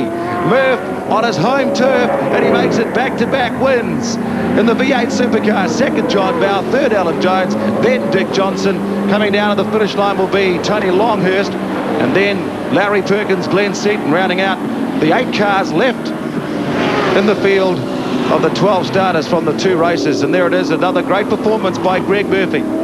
I don't care what people do with the tyre rule after this, but this is what brought the punters out to Pukekohe today. They wanted to see a Kiwi win, to see if he could do it, and having been here and seen him do it twice, especially after a bit of a botch start, that's awesome. And I mean, this crowd, 30,000 people out there, just loving it. Yeah, I know Murphy's done quite a lot of laps around Pukekohe. So just confirm those results for the Australian touring cars. Greg Murphy first, in the number 1 car. So he's back-to-back victories, and he's taken 20 points so far from the 2 races. 40 points, I should say. Of course, it's 20 points for a win. John Bower second, Alan Jones third, Dick Johnson fourth. Rounding out the field, Tony Longhurst fifth, Russell Ingalls sixth, then Glenn Seaton, Larry Perkins, and of course Peter Brock finishing with a few problems down the back of the field. We'll take a short break on 3 Sports. Stay with us. Plenty of great racing to come this afternoon with the Mobile Auckland Sprints.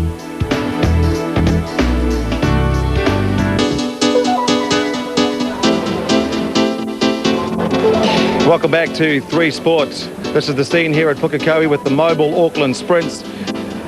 And as you can see, it's been a great day here today, and a great day for the Kiwi Greg Murphy. Back-to-back wins in the 2 V8 supercar races so far. Can he actually make it a hat-trick? Can he go all the way and do the big treble? Let's catch up with the winner so far, Greg Murphy. In the pits, he's with MT. Well, a big wave for the crowd there, Greg. It seems you can't do anything wrong. It just gets better and better. Pole position, 1 win, 2 wins. Yeah, it's going great. Car's fantastic. We had a little bit of a problem there with a blistered tyre, but that's just due. I was going a bit hard at the start, and Glenn, I think, had the same problem. But besides that, they still held in there. The Bridgestones are fantastic, and the boys done a great job. Will it bog down a little bit off the line? No, too much wheel spin, which probably didn't help the tyre situation.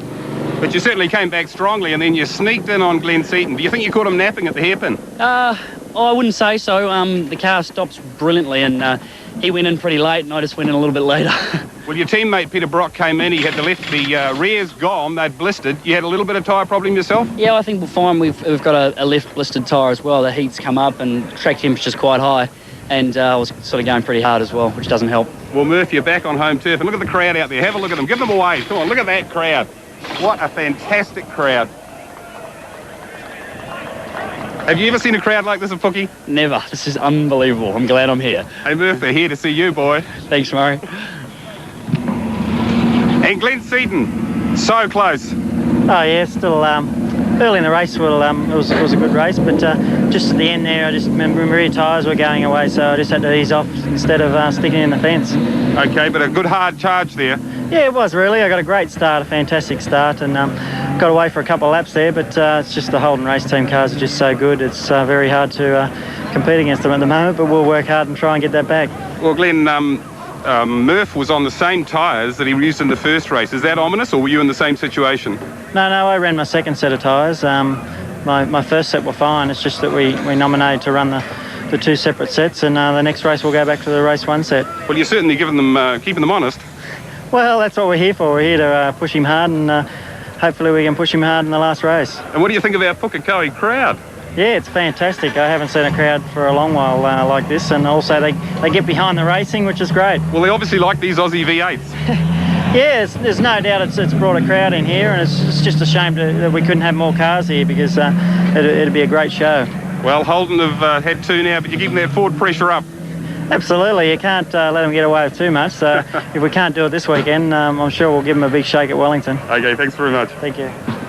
Glenn Seaton talking to Murray Taylor. Of course, everyone's very pleased with the performance by Greg Murphy so far. He's the Kiwi behind the wheel, but behind the scenes, there's plenty of hard-working Kiwi mechanics in all these top Aussie race teams. One of those is a guy called Dean Leopold, who actually works with the Holden racing team. Not only a good buddy of Greg Murphy, but he basically looks after Greg's car. He's the guy that does all the hard work.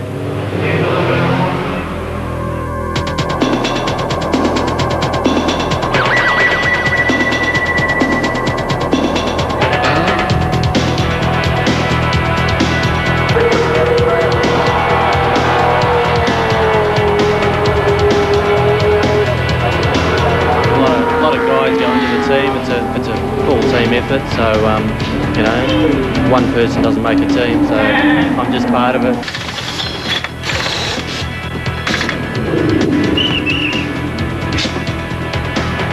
It's good. It would be the best team in Australia. Worked for a couple, and it's definitely one of the best ones for sure. So what makes them the best one?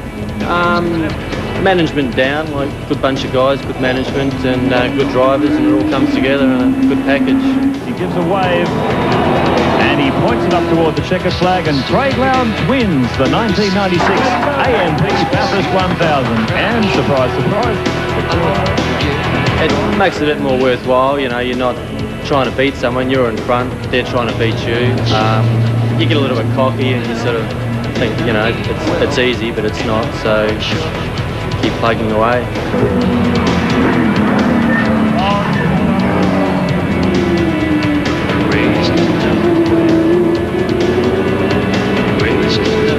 He's got his head screwed on. We train in the mornings and do swimming and muck around, so no, it's good. All good. So you help him with his personal fitness as well? Well, we all sort of... Was that to get rid of the hangovers? Yeah, something like that. Yeah, Dino and I try and stick together when we've got all the jokes cracking at us, left, right and centre. So I get held up in a corner, I grab him usually, and he comes over and gives me a bit of a hand. So yeah, we get the sheep jokes and all that, you know, just the standard stuff. Aussies have got, no one's original over here. Talk about Peter Brock. He is off the planet at the moment. Look at this, getting it sideways. The big Commodore, the V8's pumping out too. One was pumping out smoke. This is pumping out power.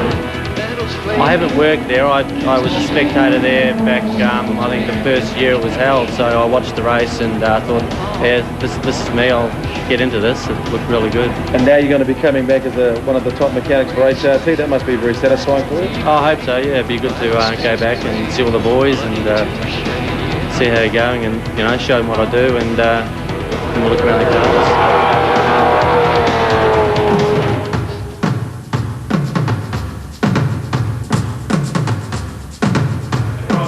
Welcome back to 3 Sport, all set now for the Links New Zealand Touring Car Championships. Watch out for this man, Mike Corona of Greg Brink.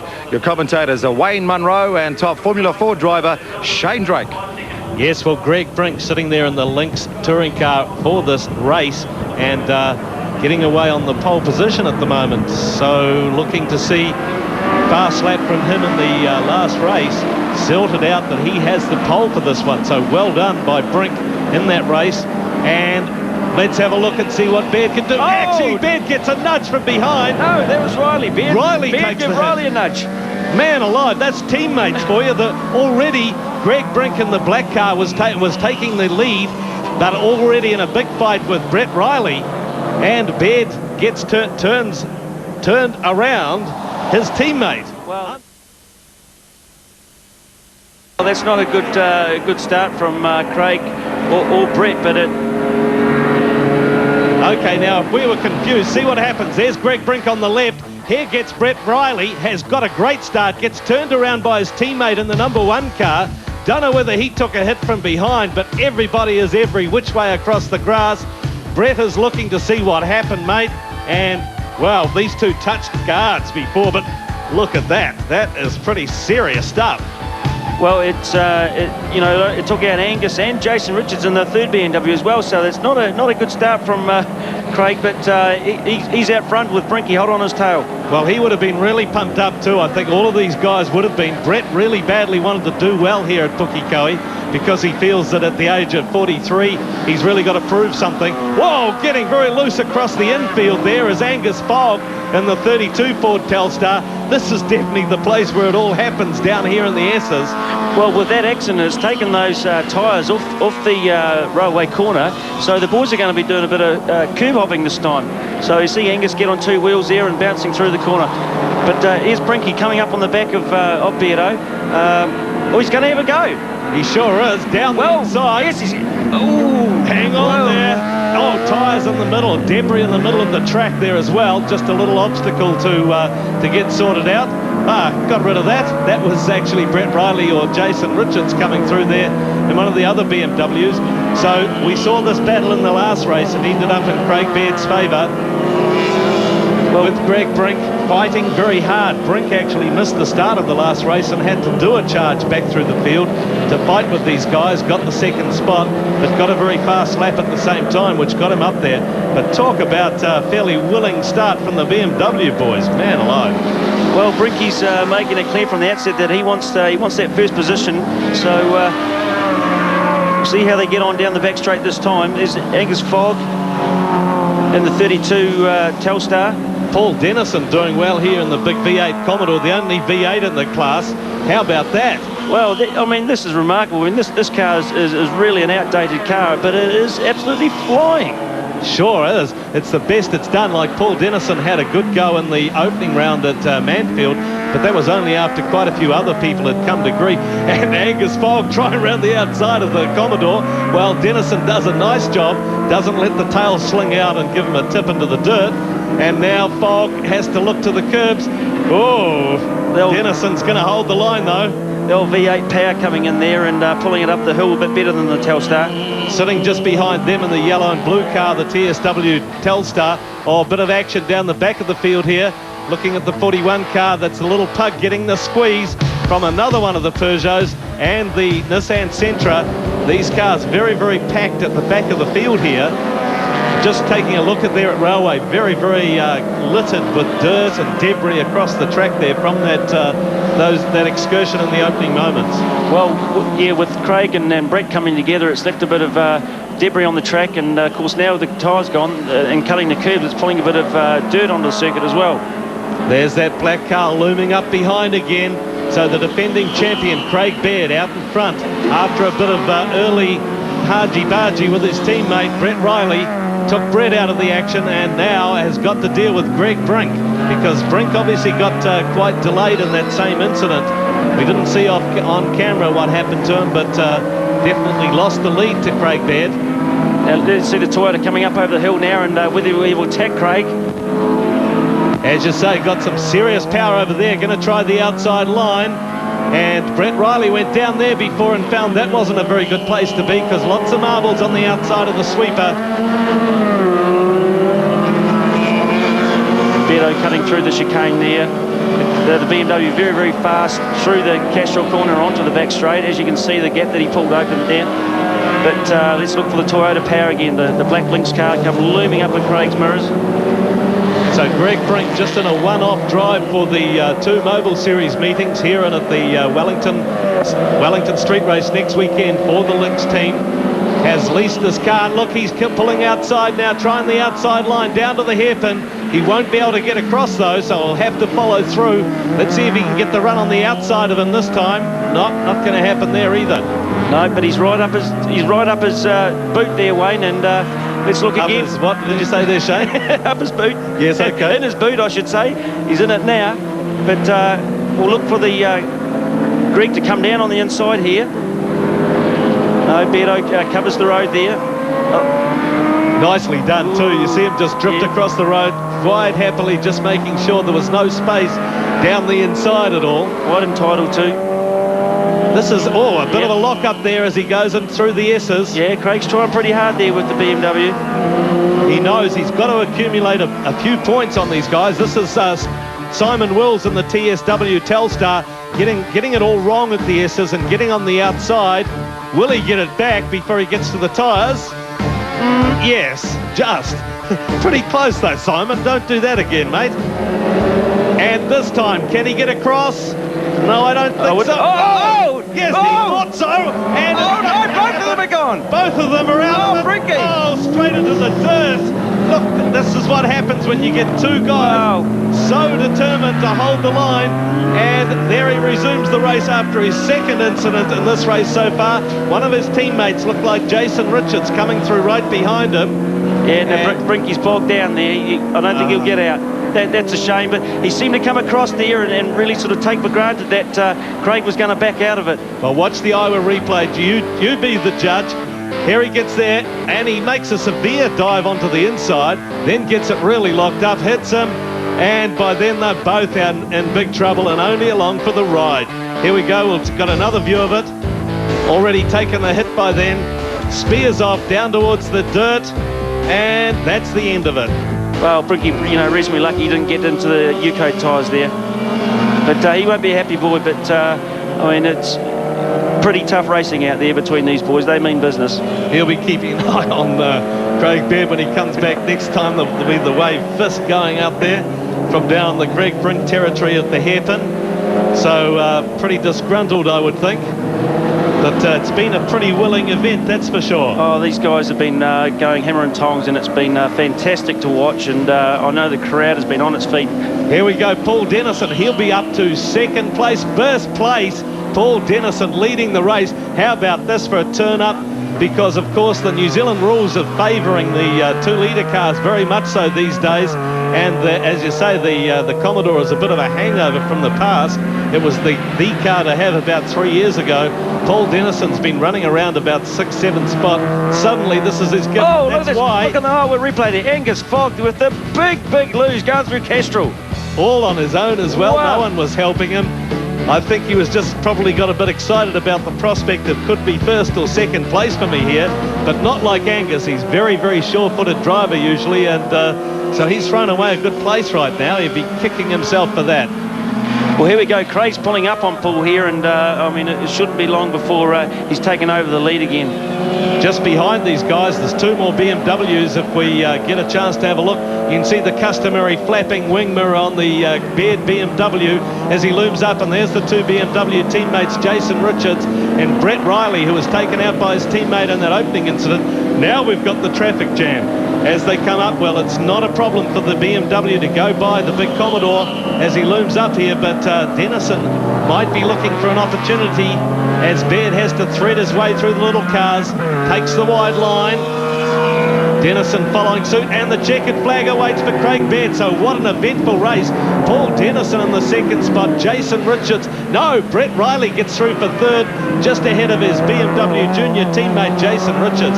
Well, I think there might be some words said in the BMW pit after this race, Shane? Well, yeah, I mean, there's 2 incidents there. One was the BMW boys getting it together, and the second one with Greg. So I'm sure there'll be a couple of words between Greg and Craig later on. And Brett and Craig later on. Yes. Yes, and Lyle and both of them, I dare say. Yeah. There's Beardo's BMW there looking a bit worse for wear at the moment. Yes, I don't think they quite listened to what Lyle Williamson, the rule was that as we heard it, that you're not allowed to hit each other, guys.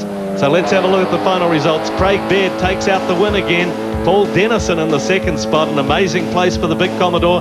Brett Riley comes back from the book for 3rd place. Jason Richards, the BMW junior man, in 4th spot in his 325i. Then comes Bernie Gillen in a privateer BMW, Peter Van Brugel, Angus Fogg in the Telstar, and Robbie Kerr in the Toyota Corona. We'll be back shortly.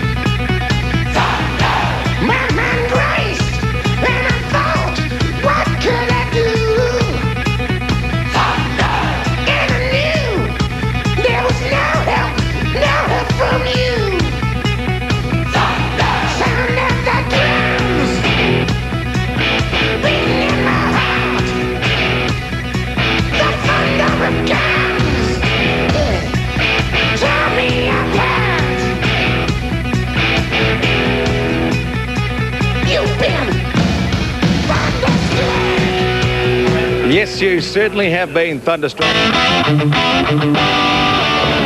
Welcome back to 3 Sport. Well, it's been a magnificent day so far this afternoon here at Pukekohe for the Mobile Auckland Sprints. Fast and furious, plenty of thrills and spills for the huge crowd that's packed into Pukekohe today.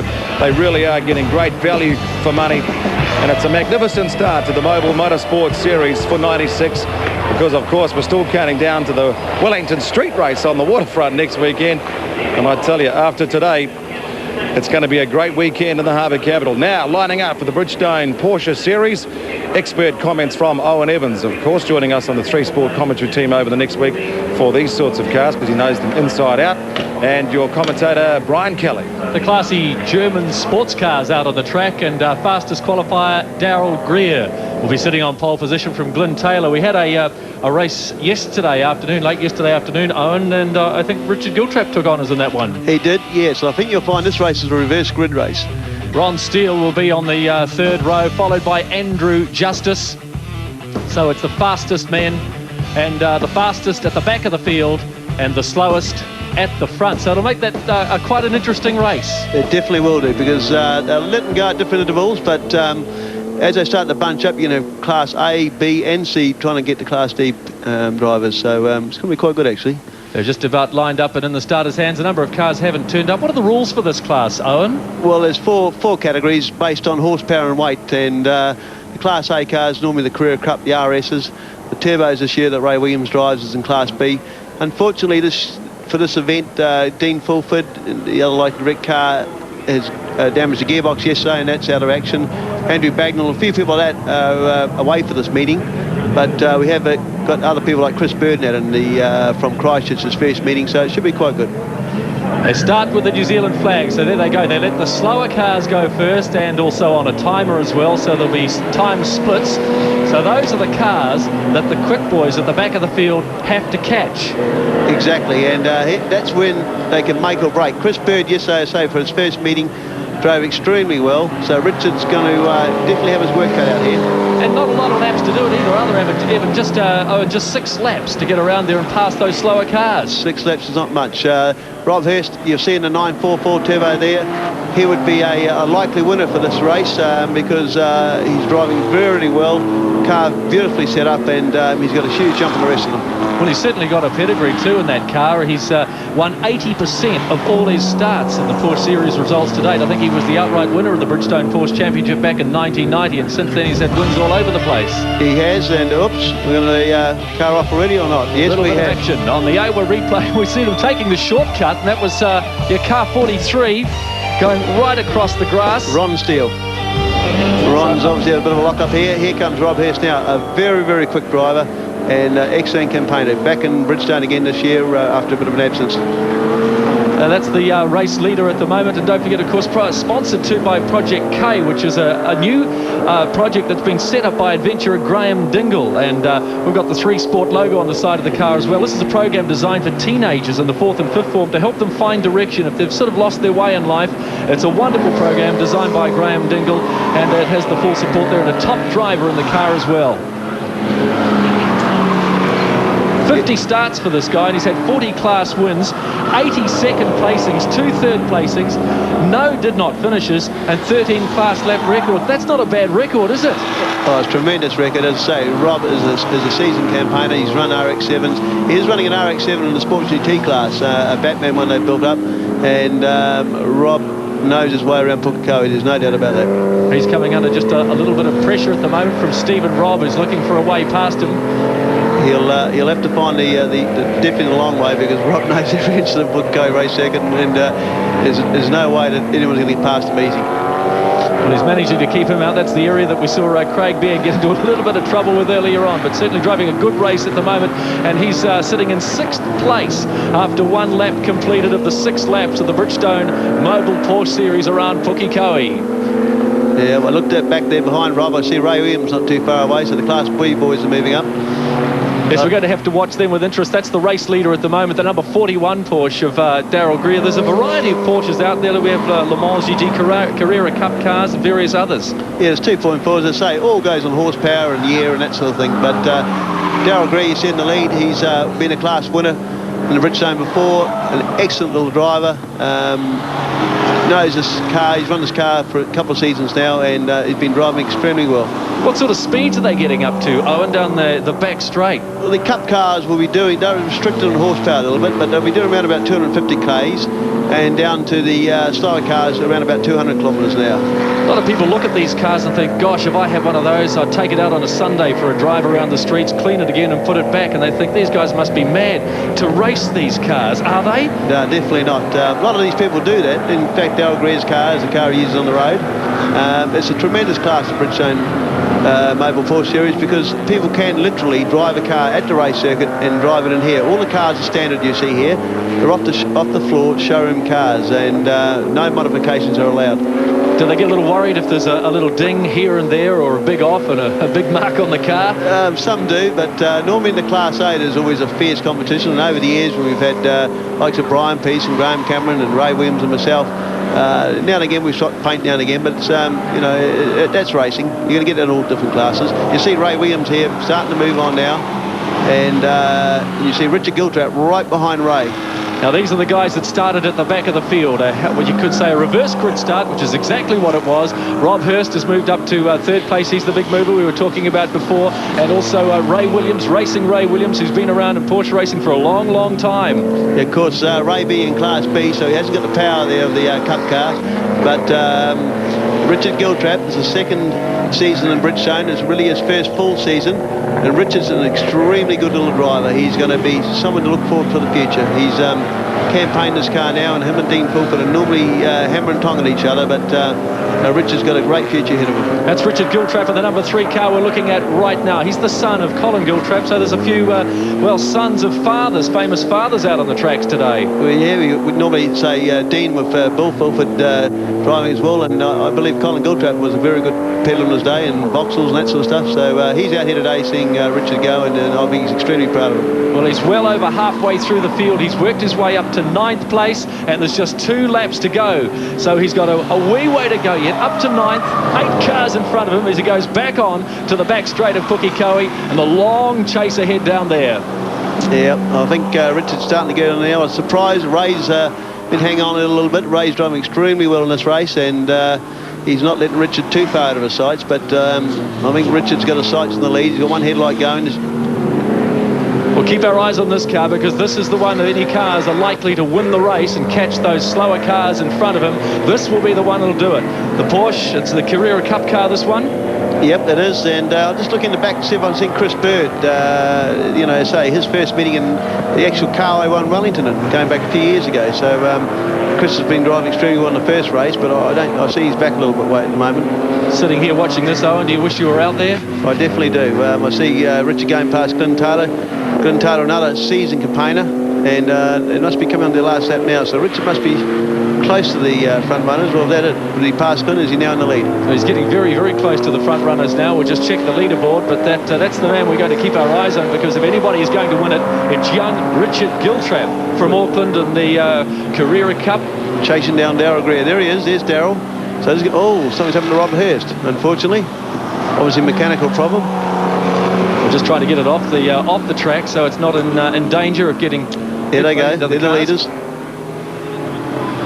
So that's car 31, Rob Hurst, the man who, up until today, maybe I put the commentator's kiss of death on him. I said he hadn't had any did not finishes. What happens? Did not finish. Finish. I actually put Rob down to win the Bridgestone Series this year as an overall series winner, because he's winning Class A. Here comes Richard now. Beautiful move up the inside of Darryl. Darryl's moved over for him. That's the move on the leader. So they'll come over the top of Mobile Mountain, I would say this time, and I think it should be the checkered flag for Richard Giltrap. Nothing in it, absolutely nothing in it, as Richard Giltrap comes down and takes the checkered flag. Nice driving, good handicapping, good timing, and we'll take the Bridgestone Mobile Porsche race from Darryl Greer, and looks like Ray Williams will be home in 3rd place. Yeah, Ray will be extremely happy about that, and so will Glenn Taylor.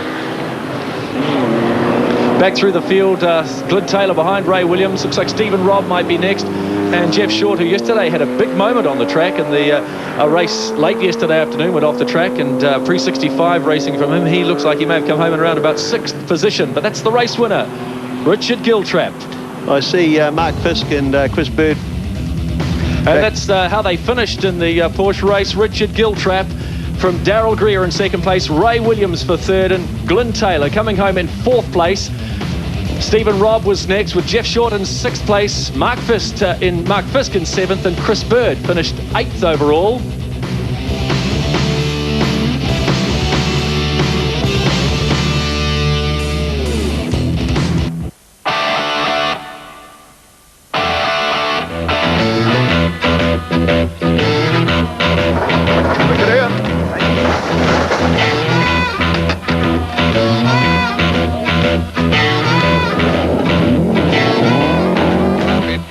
Vasenneri plus yli Nyppylän. Huomio 70 pitkä oikein, nopea plus.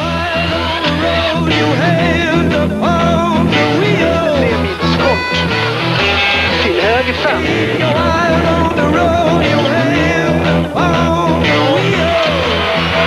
Derecha rápida, ojo, Mariquera, buena más ojo, se cierra.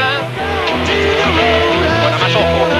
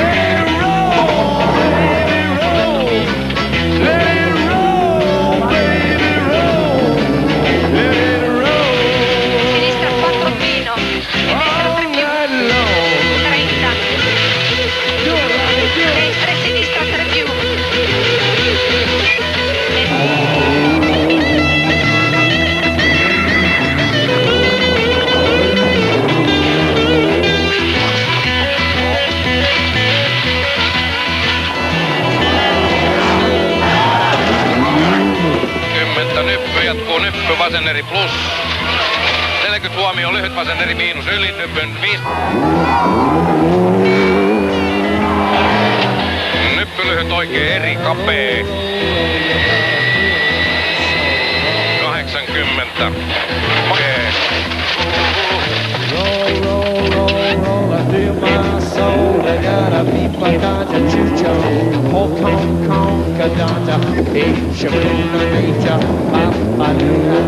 Drop and 6-3 and 6 lane,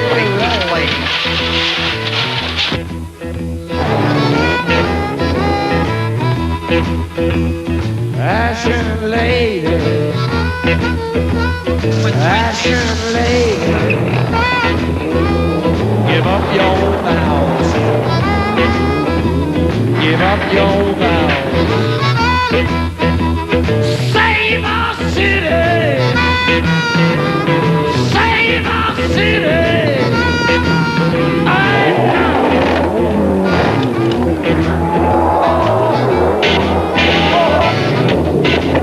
Then I woke up in the morning, I got myself a beer. And I woke up in the morning and I got myself a beer. The future's uncertain and the end is always near. Let it roll, baby, roll. Let it roll, baby, roll. Let it roll, baby, roll. Let it roll all night long. Welcome back to 3 Sport, rolling with some of the highlights from the World Rally Championships. And make sure you join us tomorrow night, 11 o'clock on Mobile Motorsport. Right after Nightline, we'll have highlights from the final round of this year's World Championships, the San Remo Rally. And of course, just today, it's just been announced that Armin Schwartz will be joining Carlos Sainz in the Ford Escort team for next year. So that's the World Rally Championships, the San Remo round, tomorrow night, 11 o'clock on 3 Mobile Motorsport. Well, of course, it's been a great day out here at Pukekohe today. And one of the superstars to watch out for is in the Shell team, and he's the terror from Tasmania. Tasmanian John Bow may be super quiet, but the 95 Australian touring car champion is super quick and believes the sight of these V8 supercars will be something else in the Mobile Motorsport Series. We were last there in 93 with the Falcon, and it was only very, very new, so it'll be good to get it back there now that it's developed, and I can't wait to get a look at Wellington. Apparently they've changed it, so I thought Wellington was a terrific circuit before, so I hope it's still the same. Bow has been driving with Dick Johnson since 88, and together they cleaned up in 89, winning Bathurst and Pukekohe. 2 years ago, they did the double, winning both Sandown and Bathurst, and would really love to win on the streets in Wellington. Well, it'll be be interesting. It'll be tough. I mean, they're very big cars, and around a street circuit, it's usually a bit of biff and bash, but you know, I think it'll be great. I mean, the cars should really suit Pukekohe as well. I think they'll be great there. John Bow from the Shell FAI racing team, one of the top stars to watch out for in the V8 supercars. And of course there is John Bow, one of the superstars from the Shell team and the Ford Falcons. He's looking forward to getting back to Wellington because another reason is the last time they were there back in '93, the wheel fell off and he smacked into a concrete wall. That was the first year in the development of the Ford Falcon, so of course they've taken it to the fast lane since then, and he wants to take it back down to Wellington to see what he can do with it and wring its neck around the old harbour capital. John Bow from Tasmania, one of the top drivers out here from the Australian Touring Car Championships for the Mobile Auckland Sprints here at Pukekohe. Now, talking about the Johnson team, I mean, this is the Shell FAI racing team, of course. It's headed by Dick Johnson from Queensland. His son is out here, and that's Stephen Johnson. He's been out here on the three-sport street skills summer of motor racing, getting into the Trans Ams. He's racing a Trans Am at the moment, and he's also joined us on the three-sport commentary team to talk about what it's like being the son of a famous motor racing driver like Dick Johnson. Around the outside.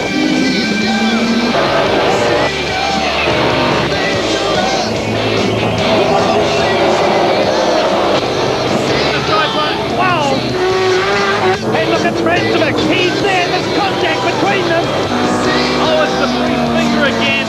Greg Brink throwing the challenge down, and he locks it up in a big way and throws it away completely, going at 1,000,000 miles an hour or more.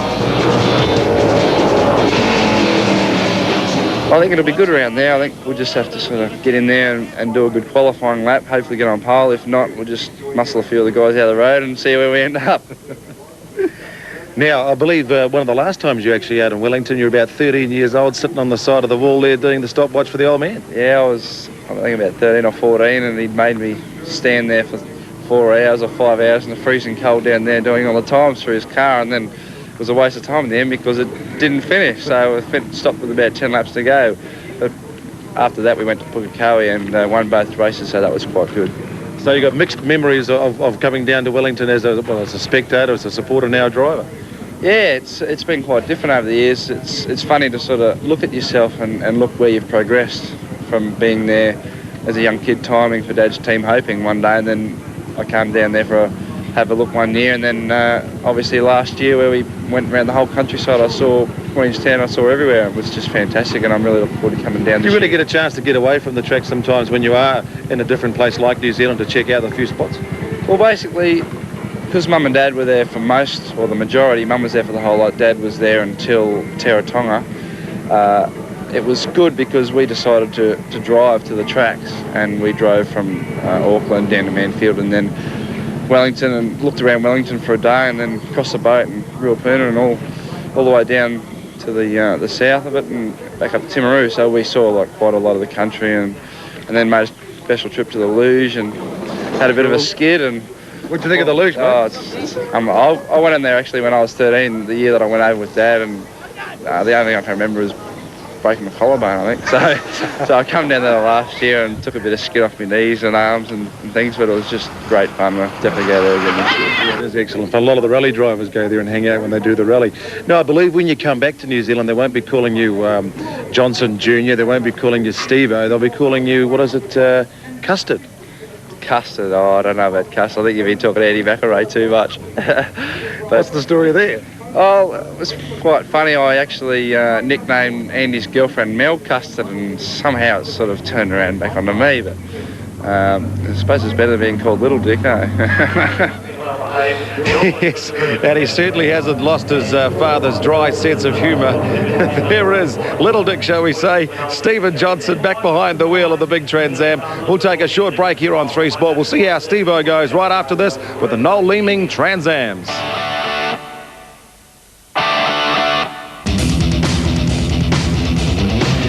Welcome back to 3 Sport with the Pukekohe round of the Mobile Auckland Sprints today. And it's time now for the Noel Leeming Trans Ams. And let's see how Stephen Johnson goes in his car. And to call the big race, we've got Wayne Munro and Shane Drake. Yes, well, it's been a tight contest today in the Noel Leeming Trans Ams. Ashley Stitchbury's had a win. Paul Morris had a win yesterday. Steve Johnson had a win yesterday. So now it's let's see if Paul Morris can get even with these guys, or even perhaps Alan Ferguson, Mark Pedersen. There's 4 guys, 4 if not 5 in this field. That is only a small field, but very, very competitive up front. So they're coming around down to the start line now, looking for a rolling start.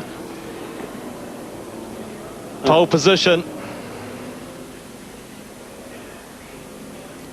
Okay, so they're coming down. The safety car is awaiting them. Ashley Stitchbury in the Shell Mustang there on the pole position, the number 3 car. And there's the field. This is made up of their fastest lap times during the prior races in the meeting so far. Ashley Stitchbury, number 1. Steve Johnson in the Camaro, number 2 spot. Alan Ferguson going great. He's the veteran of the scene amongst these young guys in the 3rd spot in his mobile Camaro. Paul Morris in the next spot in the Mark Petch Motorsport Camaro. Then Mark Pedersen in the Iowa Mustang holds down the 5th spot at the start. Craig Gilbert from down south with his Chevy Lumina in the next spot. Then the rest of the South Island boys, Grant Sylvester also in there in his Pontiac Trans Am, number 7. Kim Buckley in the Ford Cortina, a wild machine that one. Michael Johnson in the Chevy Camaro, and finally Barry Search in his Chev Camaro. So some of the guys are already out of action after yesterday's race. So we have a bit of a depleted field, but I don't think for a second we're going to have depleted interest, because the race these guys turned on earlier was sensational.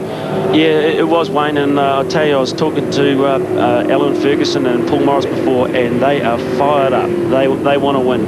And I know with Stephen in the commentary box before, he was all fired up as well, so this is going to be a beauty. It's been a day of these things, isn't it? People fired up. Murph is fired up to do it, and he's doing it. So too Craig Baird, and we saw what happened in that one. Let's hope we don't have the same grief in this one at the start when the big boys start to roll down the front straight here. So coming around, just working their way over Mobile Mountain. They're in the starter's hands right now. That's Ashley Stitchbury in the 3 Shell Mustang. Right beside him in the NZ Camaro, that's Steve Johnson. Holding their form very nicely. Alan Ferguson on the left in the mobile car. On the right, that's Paul Morris, the Aussie Super Touring Car champ. And they've got the green. And a good run off the line by Ashley Stitchbury. Quite a clean start. Alan Ferg fitting into the 3rd spot behind Junior Johnson. We won't call him by his nickname. And the next spot, there's Paul Morris. Then Mark Pedersen holding down the next spot. Craig Gilbert out of the back of the field, because they're pretty well overpowered by this field. Barry Search rounds out the top 10, top runners. But look at the gathering himself now for the charge. The man we were talking about, Junior Johnson, showing he's got plenty of the right stuff here. Well, Steve letting Ash know that he wants to get in front straight away. But as you see, the Ford power just keeping the Mustang ahead up the end of the back straight. Well, really nothing much in it so far between these guys. Ashley Stitchbury not able to get away from him last time. In fact, it was Paul Morris who hounded him last race. This time, Junior Johnson stepping up to the same role. It's been an eventful weekend for these guys, because Johnson takes the dive down the inside. Not far enough up, though. Serious move by Steve there. He's all fired up, as we said before. So this is going to be good.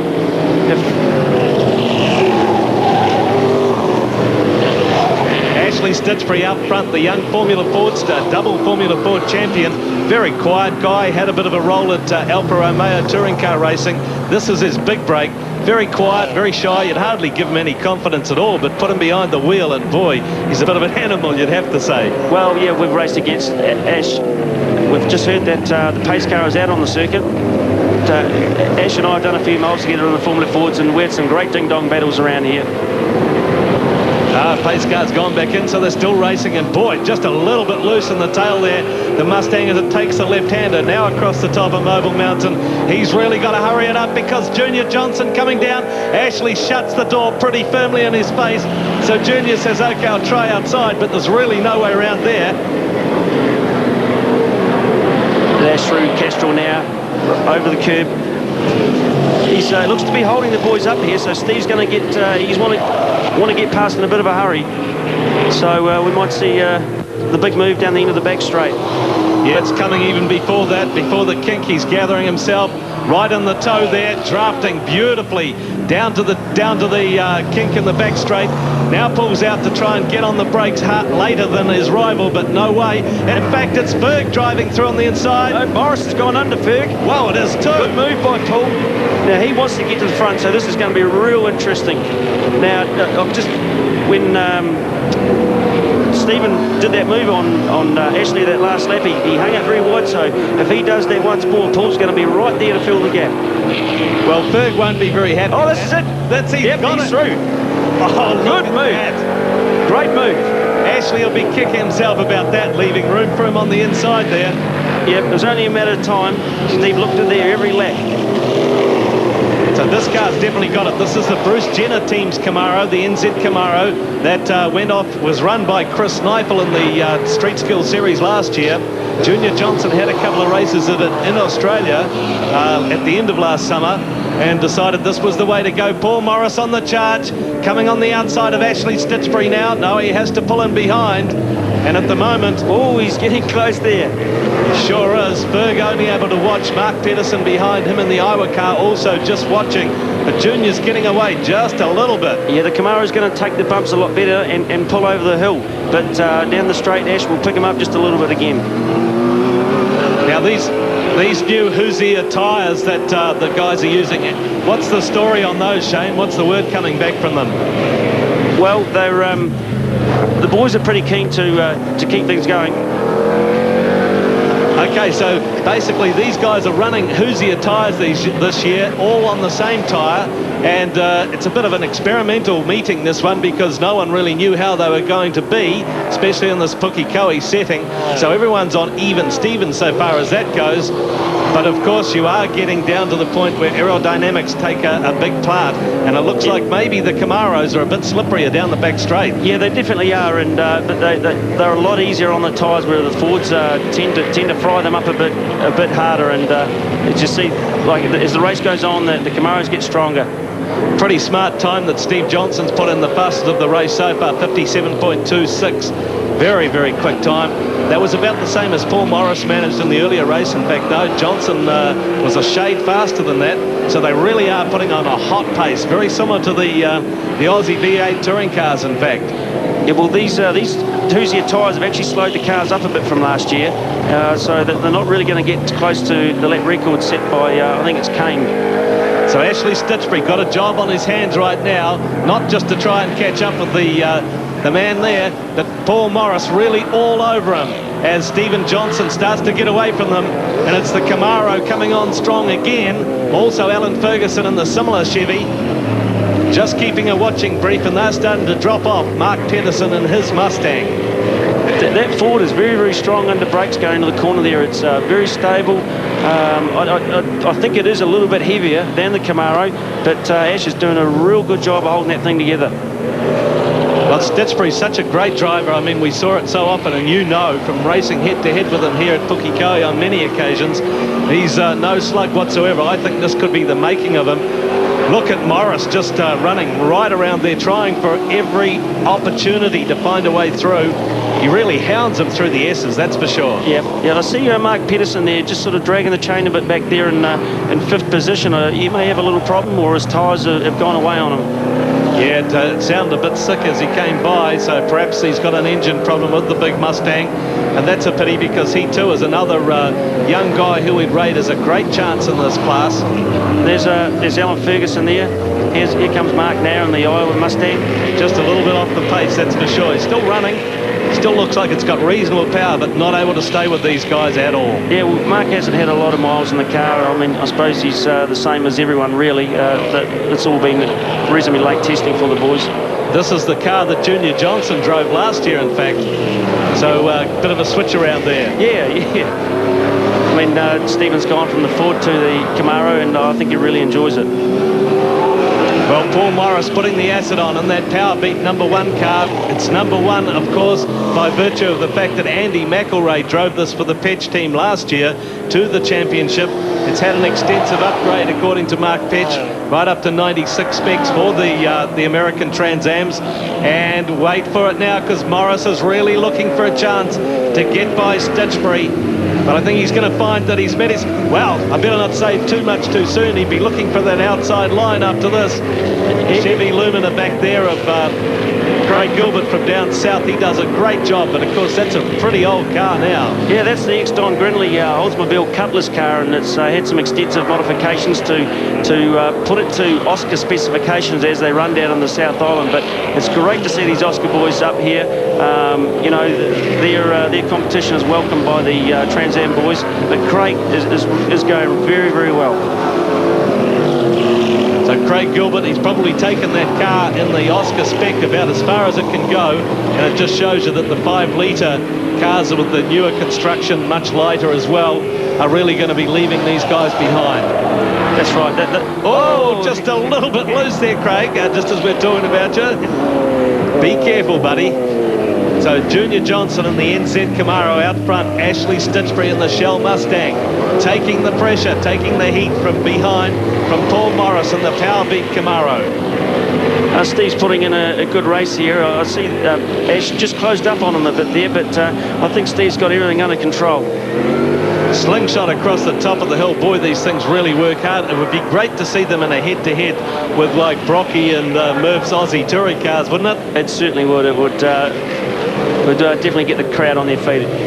Well, they have individually. I know Junior Johnson was having his old man on about him going to be going quicker than Dick at Pukekohe. So far, I think it's just about even. Stevens, 57.38 he's done in this rate. 57.0. In fact, I think he might have beaten Dick. Yeah, the Trans Ams have got just, you know, 3 or 4 tenths of a second on the touring cars, so it is pretty even, Stevens. Now, this is Paul Morris's last chance to try and do something about Ashley Stitchbury and get up into the second spot. Chances are running out because this is the last lap. You can see behind that Ferguson and Mark Pedersen having a good scrap for the minor money, 4th and 5th, but it's going to be Junior Johnson in the NZ Camaro. Only has to run down the front straight.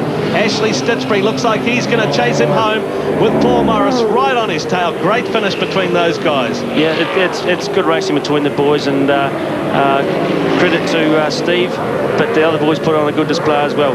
So we've got Paul back there in 3rd in the Powerbeat Camaro, Alan Ferguson in the Mobile Camaro, and Mark Pedersen winding at the top 5. Are these things going to be good on the streets of Wellington or what? Oh, I think they're going to be fantastic. They're going to go off, I would say, just like the Aussie V8 touring cars. There's no doubt about it. This is a great class with these 4 young guys doing the work with old Alan Ferg. We call him old. He's about 40-odd, but doing a great job. There we go. Stephen Johnson, 1st place. Ashley Stitch in the Shell Mustang. Paul Morris in the Camaro holds down 3rd spot. Alan Ferguson comes home 4th. In the 5th place, Craig Gilbert from the South Island. Grant Sylvester, also from down south. Michael Johnson. And poor old Mark Pedersen drops right back there in the Iowa Mustang. Don't go away. We'll be back soon with more action from Pukekohe.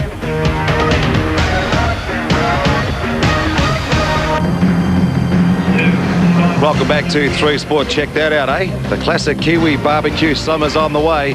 It's been a magnificent day here at Pukekohe, the power play circuit, and now the big fans checking out some skydiving at the Pukekohe Raceway today as they come down and try and land on the target in the middle of the racetrack. So it's all going off here today at Pukekohe, and one guy is very, very happy after winning that Trans Am race is Stephen Johnson, and let's catch up with him now with Murray Taylor. Well, Stephen Johnson, you've already caught up on last season. 2 wins last year, and you've already had 2 wins here. Yeah, it's fantastic for the NZ Bruce Jenner Motorsport Camaro. We've worked hard all week, and we've finally got the car the way we liked it there. We made a bit of a blunder in the second race this morning because I changed the car and it wasn't quite good. But changed it back again. It was just fantastic. It was good to get a couple of wins first up in the season. Well, Stephen, you were pretty determined to win this championship this year. 3rd last year? Yeah, 3rd last year. A very frustrating year last year. We had a few DNFs due to mechanical problems, and this year the NZ Camaro, Bruce Jenner and the crew, they've done a fantastic job, and at the moment it's just bulletproof. It's running fantastic. Well, you had another target this afternoon. You said earlier you wanted to beat Dad. Yeah, we had a bit of a little side bet going with Dad, and wondering who's going to do the quicker times, and I think I got him by a second, so I'm not sure what he's going to give me yet. Maybe some free rent for the week at home or something. Stephen, I ran into him in the pits and he said to me, it wouldn't be too difficult today. He's doing a pretty good job himself. I think he's starting 4th the next race, so I hope he does as good as I did. Okay, thanks, Steve. Thanks very much. That's Stephen Johnson there talking to Murray Taylor here trackside with Pukekohe with the Mobile Auckland Sprints. Coming up in just a moment, it's going to be the final V8 supercar race featuring all these stars from the Australian touring cars. And of course, Greg Murphy has won the first 2 races today. A great drive in the number 1 HRT Holden Commodore. Can he make it 3 in a row and take out the first round of the Mobile Motorsport Series for 96? The crowd really has enjoyed the action here today. This will be the grand finale for Pukekohe, counting down to the Mobile Wellington Street Race next week. And of course, plenty of action in the second race today, or should I say the first race. And that was when Neil Crompton got wide, came through and clipped Larry Perkins, and that wiped out some of the star runners from that first race in the V8 supercars. Larry Perkins out of the race, Neil Crompton out of the race. Also in that first race too, a dramatic performance by Wayne Gardner, who was going very well, and then he was challenging Paul Radisich, came over the top of Mobile Mountain, which you see at the end of your picture, and ended up crashing with a tyre that blew out.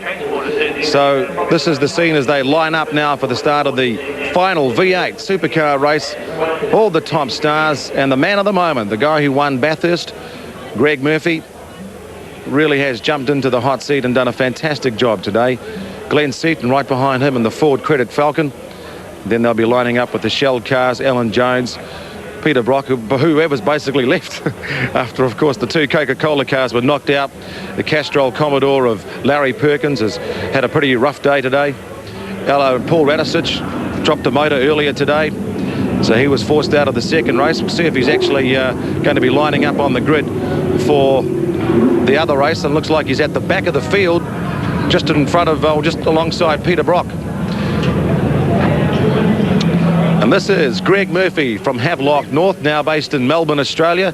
First in Bathurst and Sandown this year. So he did the double with Craig Lowndes, the New Zealand Gold Star champion. Of course, he's a very good single-seater driver in the open wheeler, and second in Le Mans in the GT2 class 96. And when you look at that, you're talking about racing pedigree here. And he's won the first 2 races today. So Greg Murphy is the man on the move. Well, Greg, you're sitting on the grid, just tightening your belts for the third one. How are you feeling? Feeling really good. The car's been sensational all day. Everything's been running smoothly. The team's doing a great job, and hopefully we can pull off another one. Okay, Greg, well, tyres going to be critical on this last one. You're down to your last set. Yeah, tyres are critical. We blistered a couple of tyres in that last race. Basically, just a little bit hot, and we're trying pretty hard, and it sort of didn't work out just the way we wanted. We knew we were going to be close on tyres, but not that close. Okay, what are the tactics? Hopefully I'll get a better start this time than what I got last time, and hopefully get into the lead and then see if we can hold it there to the finish.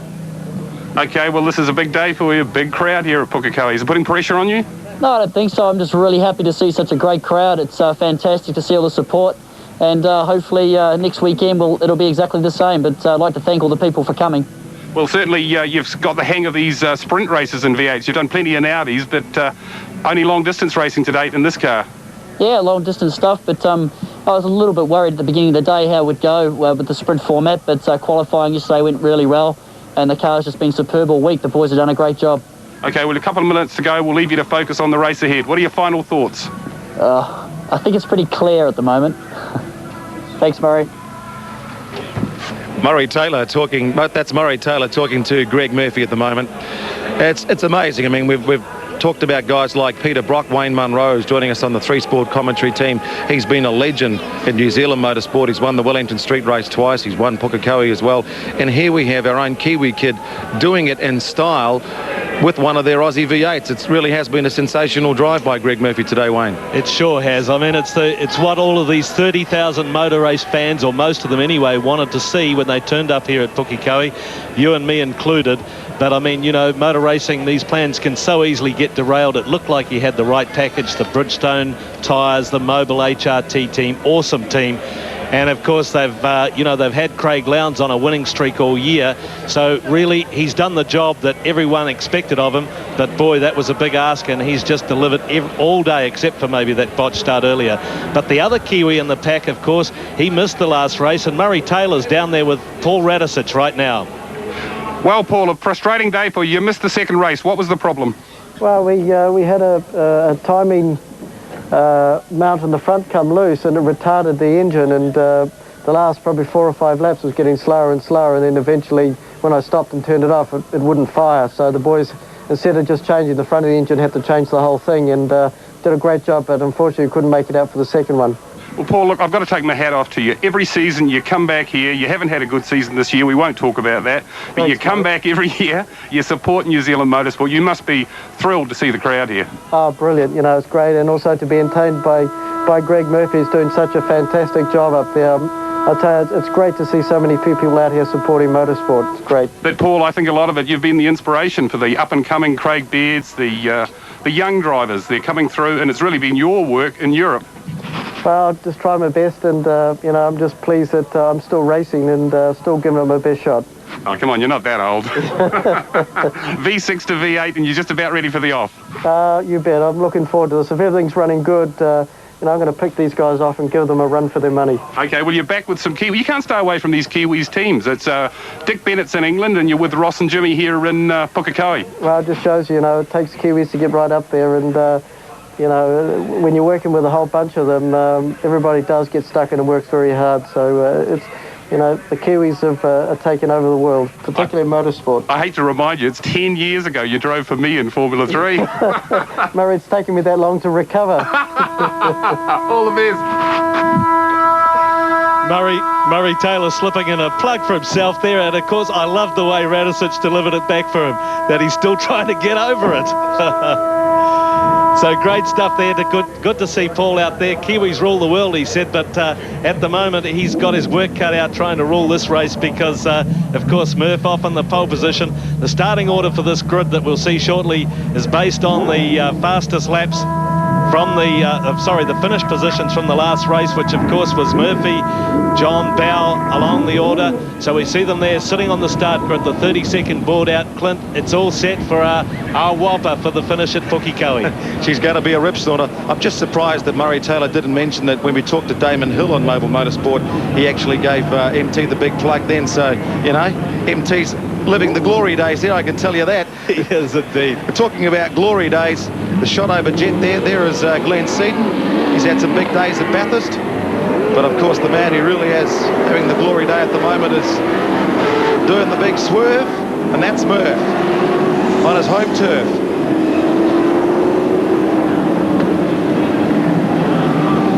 So let's take a look at the grid now for the last of the V8 sprint races. It's Greg Murphy, car number 1, starting from number 1. Alongside him, John Bow from Tasmania and the Ford Falcon. So those are the front two. Then Alan Jones, followed by Dick Johnson.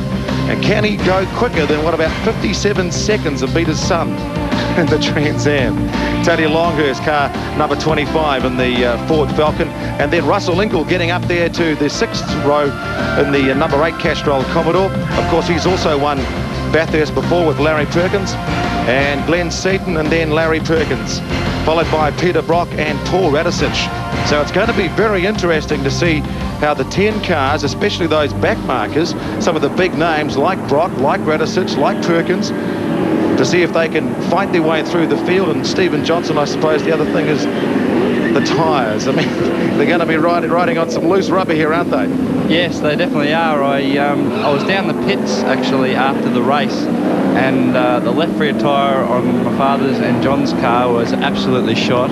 The front tyres on the HRT cars are absolutely shot. Seaton's tyres, we were remarking that Seaton may have had a problem. He didn't have a problem. The only problem he had was that he had no tyres left. So and that was what the second set he'd put on for the second race, and yet Murph was still on the first set. So that's right. They're going to be all over the place, Wayne. They sure are. I don't like Seaton's chances of coming from the back of the field to try and get up there with these guys. I mean, Murph really has got it made for this race, that's for sure. Not to say that things can't go wrong. We don't want to do anything to put the kiss on him, but there you go, Paul Radisich. Well, what about Paul Radisich? I mean, he's missed one race, so his tyres, perhaps a little bit better shape? Yeah. He'll be on brand new rubber, I would say. Well, he's done a 57.6 in practice, so there's no reason why Radisich here couldn't get up there and do the business and mix it with these boys, but he won't be He won't be throwing the old Ford around like he does the Mondeo and the BTC.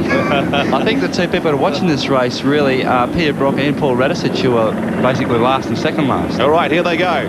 Race number 3 to wrap up Pukekohe, the Mobile Auckland Sprints. It's been a sensational day today. We'll update the point situation throughout the race. Let's see if Murphy gets a better start. He does this time. John Bell making a good move too. So's Dick Johnson. Tricky Dicky down the outside, straight up into second. Oh, sensational stuff by the Queenslander. Steve's heart's beating really hard because it's great to see his dad's team doing so well at the start of this race. Longhurst or someone actually clipped the tyres and sent them flying. Not sure who that was because there's a big ruck of cars really stuck together there at the back half of the grid. But a great start from Murphy this time. No balking on the start line. No problems whatsoever. Really nailed it and got away clean. No, he actually got the start absolutely perfect. Then he must have got the revs just right, slipped the clutch just that enough, and he got away perfect. But I tell you what, the old man didn't do too bad a job either. No, a sensational start by Tricky Dicky. Oi, look at John Bow. He's come back and says, hey, what are you doing?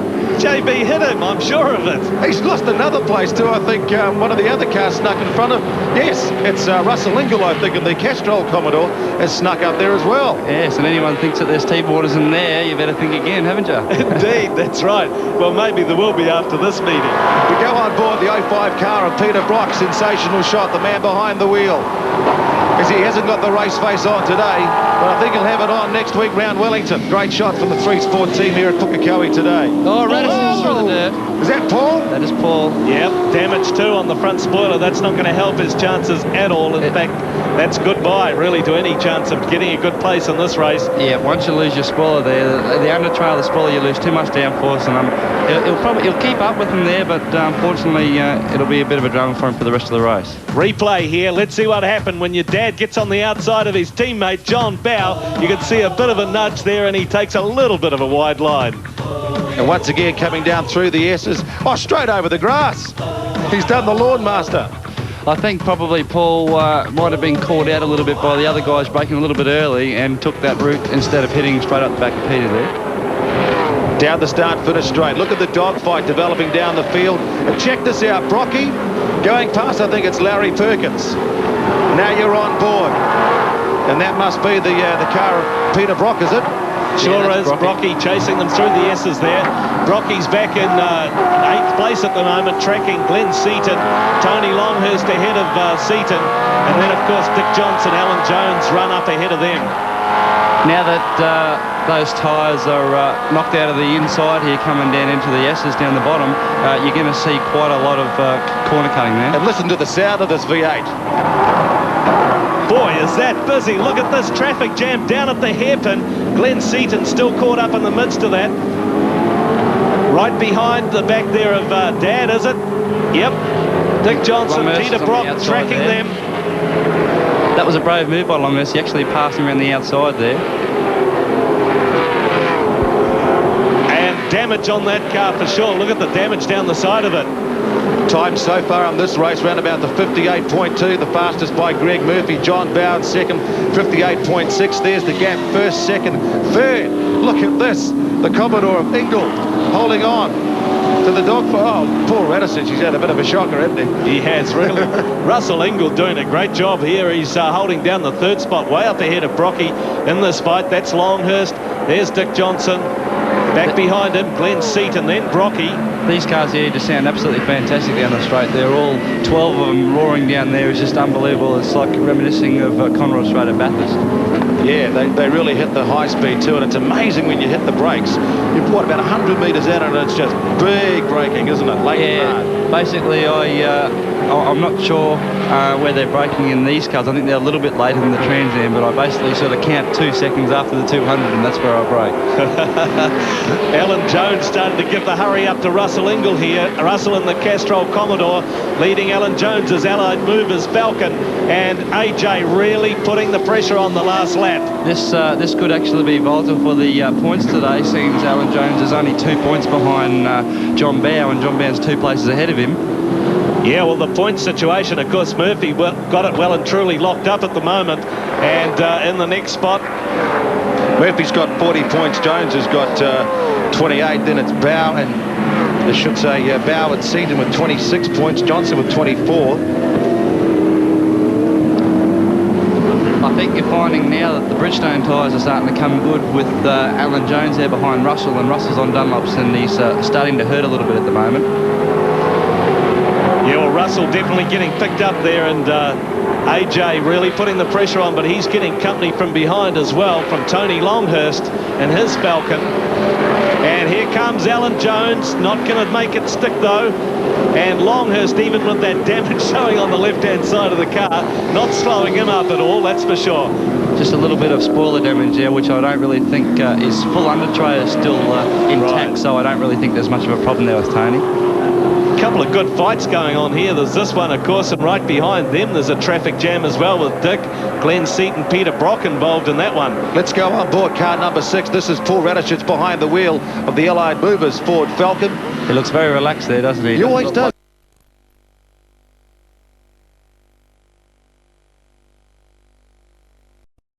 Actually, I've had the pleasure of going for a blad around the track in a Ford Mondeo with him, and he really says it's amazing going from 300 to 600 horsepower, the difference between rear-wheel drive and front-wheel drive.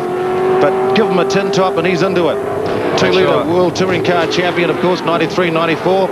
And looks like he might be moving into the pits. Yeah, definitely a pit caller. So much damage on the front there that really it's a bit of a lost cause, isn't it? That's right, yeah, you're really fighting an uphill battle with that. You can see how badly the under tray stuck under the car, and that's liable to release itself from there and go under and puncture a wheel down the straight, and that could be disaster for him. Well, as MT said, he's had a disappointing year with the Mondeo being off the pace in the British Touring Car Championships. He was hoping to come back here and have a great time, of course, but looks like the old bad luck blues continue. Bit of a glimpse we got around the other side there of that under tray that's so controversial with these cars, because of course it even prompted Larry Perkins to bring the older VP Commodore to New Zealand. Wow, look at this. Is this jamming up or what? Russell Ingall's starting to hold those guys up a bit, I think. And which has allowed the rest of the 6 behind him to catch up. So this is going to be quite an interesting battle between now and the end of the race. Yes, and Russell is no stranger to this track either. He did an awesome job in Formula Fords here a few years ago. So, I mean, he knows his way around Pukekohe, even if it's not in a car like this. Absolutely cleaned up that Formula Ford series in the Street School Summer of Motorsport. So, I'll tell you what, Russell's more of a driver like John Bowe. He's extremely hard to pass. And just like Greg Murphy, one of the number 2 drivers in the teams at Bathurst, and he picked up that win last year in sensational style, the South Australian with Larry Perkins. And as we said, very, very good in Formula Fords, both here in New Zealand and in Britain. 6th in this year's Australian Touring Car Championship. That's car number 8, the Castrol Commodore, the Russell Ingall. Look at the dog fight going on here. We've got a freight train. It's like Britomart. Well, Longhurst is really keen to try and get past Alan Jones, but of course Jonesy is very, very adamant too that he wants by Ingall, so they're all vying for jockeying, really looking for a chance. Where do you pick, Stephen, that someone's going to get the break? I really think Alan Jones, this is the place he's got a chance to pass Russell down here, because he can get a better run onto the straight with the better tyres that he's got. And apart from there, possibly under brakes down at the hairpin, but you've really got to be brave either way to get past him at those 2 spots. 5-litre V8's pumping out around about 580 horsepower, a rev limiter of 7,500. Compared that to the Trans Am's at about 8,200. So check this out. Ross Stone and Jimmy Stone, the boys, the Kiwi guys running the Alan Jones racing team. Plenty of hard work to be done there. Yeah, you can see on the front, that shot there, they're the brake ducts there that they're repairing, and also there's 2 inlets at the front there. The top inlet's actually for the engine, and the bottom inlet there is for the radiator, which is fairly an interesting... Oh, accident there for Alan Jones. Tangles with, is it Larry Perkins? Brocky's caught out there as well. So AJ's run, which had him up in 4th spot, that's taken a dive. He winds it back onto the track. He'll be running on mad for a bit now, probably. And Jonesy is fairly renowned to fire up quite a bit, so it's going to be some sparks when he comes into the pits next time. He had it off in practice, didn't he? Just down by going into the railway corner, so it'll be interesting to see what actually happened that time as they closed in on the hairpin. In car and you're behind Peter Brock's. This is the view from Brocky's. He was forced out wide from Glenn Seaton. And at this stage, oh, someone's had a tap there. I actually think Jonesy's tried to go down the inside of Russell and lock the backs up, like I was saying. You need to be fairly brave, and unfortunately hasn't pulled it off. Well, he's already been given a nudge from behind, and now he's clipped Russell Ingall. And there he goes. Yep. Well, Russell Ingall, that's knocked him back down the order too to about 7th spot now in all of that push and shove. It's really opened it up for Bauer, who's actually closing on Murphy. Longhurst picks up the 3rd spot as well behind Murph and John Bauer. So I suppose it's whether or not Murphy's tyres are starting to go off. Could well be, or with the way Murphy thinks he's a fairly cool operator, I really think that he could be backing off just a little bit, just to make sure that he does get to the finish without destroying a tyre. You're not saying it doesn't want to make the Aussie boys look bad, do you? No, not saying that at all, but at the moment he's just driving fantastic. I've never seen him so pumped. I mean, this morning he turned up with Peter Brock and I said, "How you going, mate?" And he said, "Have you seen this crowd? This is fantastic, unbelievable." He's a fairly sparky sort of a fellow, isn't he? I've been out with him a couple of times and he's definitely not boring, I can say the least. Well, the funniest thing is he calls Craig Lowndes the Psycho Kid. That's right. Yeah, I wonder which one is really the one, eh? Should be the twins, eh? They are very well similar. John Bauer starting to really close the gap. You can see that picture as they head towards the hairpin. Tony Longhurst in that slightly deranged Falcon running 3rd. Just looking at the times there, Longhurst's last lap was 6/10 quicker than Bauer's last lap, so he's actually gaining quite a bit. Right, this is the scene of the pits with Alan Jones. Obviously disappointed to be knocked out of that race. Yes, you can see on the side of his helmet there that air tube. He's got a fan inside the car that forces air through the helmet and temporarily cools him off. He can switch it on and off as much as he likes, actually. And they've done a great job building that Ford Falcon. Of course, Ross and Jimmy Stone used to work with your father Dick and John Bauer put that Ford Falcon team together. And Jonesy was going so strong at Bathurst until the car literally caught fire. They've done a fantastic job, but to be that far up really for the first year with brand new cars is just an amazing effort for them. Tony Longhurst also, I mean, he's been working on the development of his Ford Falcon for 18 months and he's really pleased. He reckons that they're now starting to catch up on the front runners. What's interesting about Tony, of course, is that he's got motors built by Glenn Seaton's dad, Bo. So the last 3 races, Sandown, Bathurst and here. Now we're going in-car with our race leader, Greg Murphy. Gets the Mobil 1 in-car view over the top of Mobile Mountain. Working on it. Sort of looks like he's a little backed off compared to what he was doing before. Let's look at the lap times. Yeah, he's got a bit of a buffer there now. Let's go for a ride here and take us through, Steve Johnson, as Murphy does the business behind the wheel and you do the business behind the microphone. Okay, he went through the first corner there in 4th, 3rd, now he's back to 2nd for the run onto the long straight. And basically, if you have a look just above the steering wheel, just on the left-hand side there, you'll see the shift light. As soon as he sees that, he's up the gears, 5th gear, 6th gear. And the sound of that V8 just fantastic. They're one of the nicest sounding cars out on the track. Now let's watch the braking as they approach their hairpin. Man, this is just straight out going for it. Yep, but just past the 200, he's on the brakes there, back to 1st gear. You've got to be very careful there because you can really wheel spin the tyres quite easily in 1st, up to 3rd, into 4th. Over the curb? Yeah, over the curb, flat around these left-handers, into 5th, and you'll hear him lift off here, and then he'll be just gradually bringing the throttle back on in a nice big power rip back onto the front straight for hopefully another fast lap. 58.2, pretty good time. Let's go down to the pits, catch up with Murray Taylor with AJ. Well, as Paul Radisich goes out of the pits, Alan Jones comes into the pits. Alan, big moment at the hairpin there. Yeah, well, not so much a big moment, but I got inside Russell and he just came in and closed the door on me. He was holding me up by a good second a lap. And all the other people were getting closer and closer, so I really was quite keen to get past him and get on with it. But, you know, he's got a very strong engine. He goes like no tomorrow up the straight, and he's as slow as the second coming of you-know-who around the corners. Classic comment from the 1980 Formula One world champion. He's having a bit of a giggle too. He's definitely not short of the comments, old Jonesy. Well, he makes an excellent commentator, of course, when he's done the stuff for Channel 9, going off with Darryl Eastlake. Geez, Murphy's car is really fantastic. After 3 races and the 2 sets of tyres, he's still two-wheeling it through those turns. It's just, they've done an amazing job and they thoroughly deserve the win today. And it's amazing that Greg Murphy always pays tribute to the team, right? To the Mobil Holden Racing team, the HRT boys, to the hard-working mechanics behind the scenes. Look at John Bauer. This is the fight for 2nd place. Tony Longhurst got right up there with him now. He's just inched that gap down to this now, what we see as we get down towards the later stages of the race.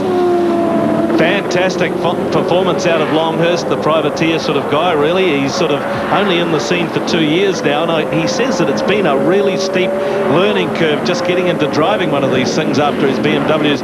Now trying to make it stick against JB, but I don't think so, Steve. And interesting, talking to Tony, he says he's really loving it now. He's got that bug back again, you know, because he knows that his car is competitive. You know, they were third at Bathurst this year. They're right up there, being a lot more. He says this track is a bit like Lakeside from here, fast, flowing, and a bit twisty, but really challenging for the drivers. This whole circuit, this whole part of the circuit, is always flashing the lights to Johnny. Get out of the way, bro. I'll come and throw him a big Ford. This is all like Lakeside, and then the back straight, it's a bit more like Sandown. Yes, it's one of those tracks like Lakeside. It is bumpy, probably a little bit more bumpy than Lakeside, but to really drive hard and go fast and to put in the good lap times, you've got to be committed. There's no doubt about that, and this is one of the hard tracks to commit to. And it was interesting yesterday when he took me for a drive around the track. I mean, we did 59.7 with a little wee fat Fijian like me inside the car, so he was still going flat out. 39 degrees, though, inside that car. I mean, hitting 40 degrees. No wonder the drivers sweat.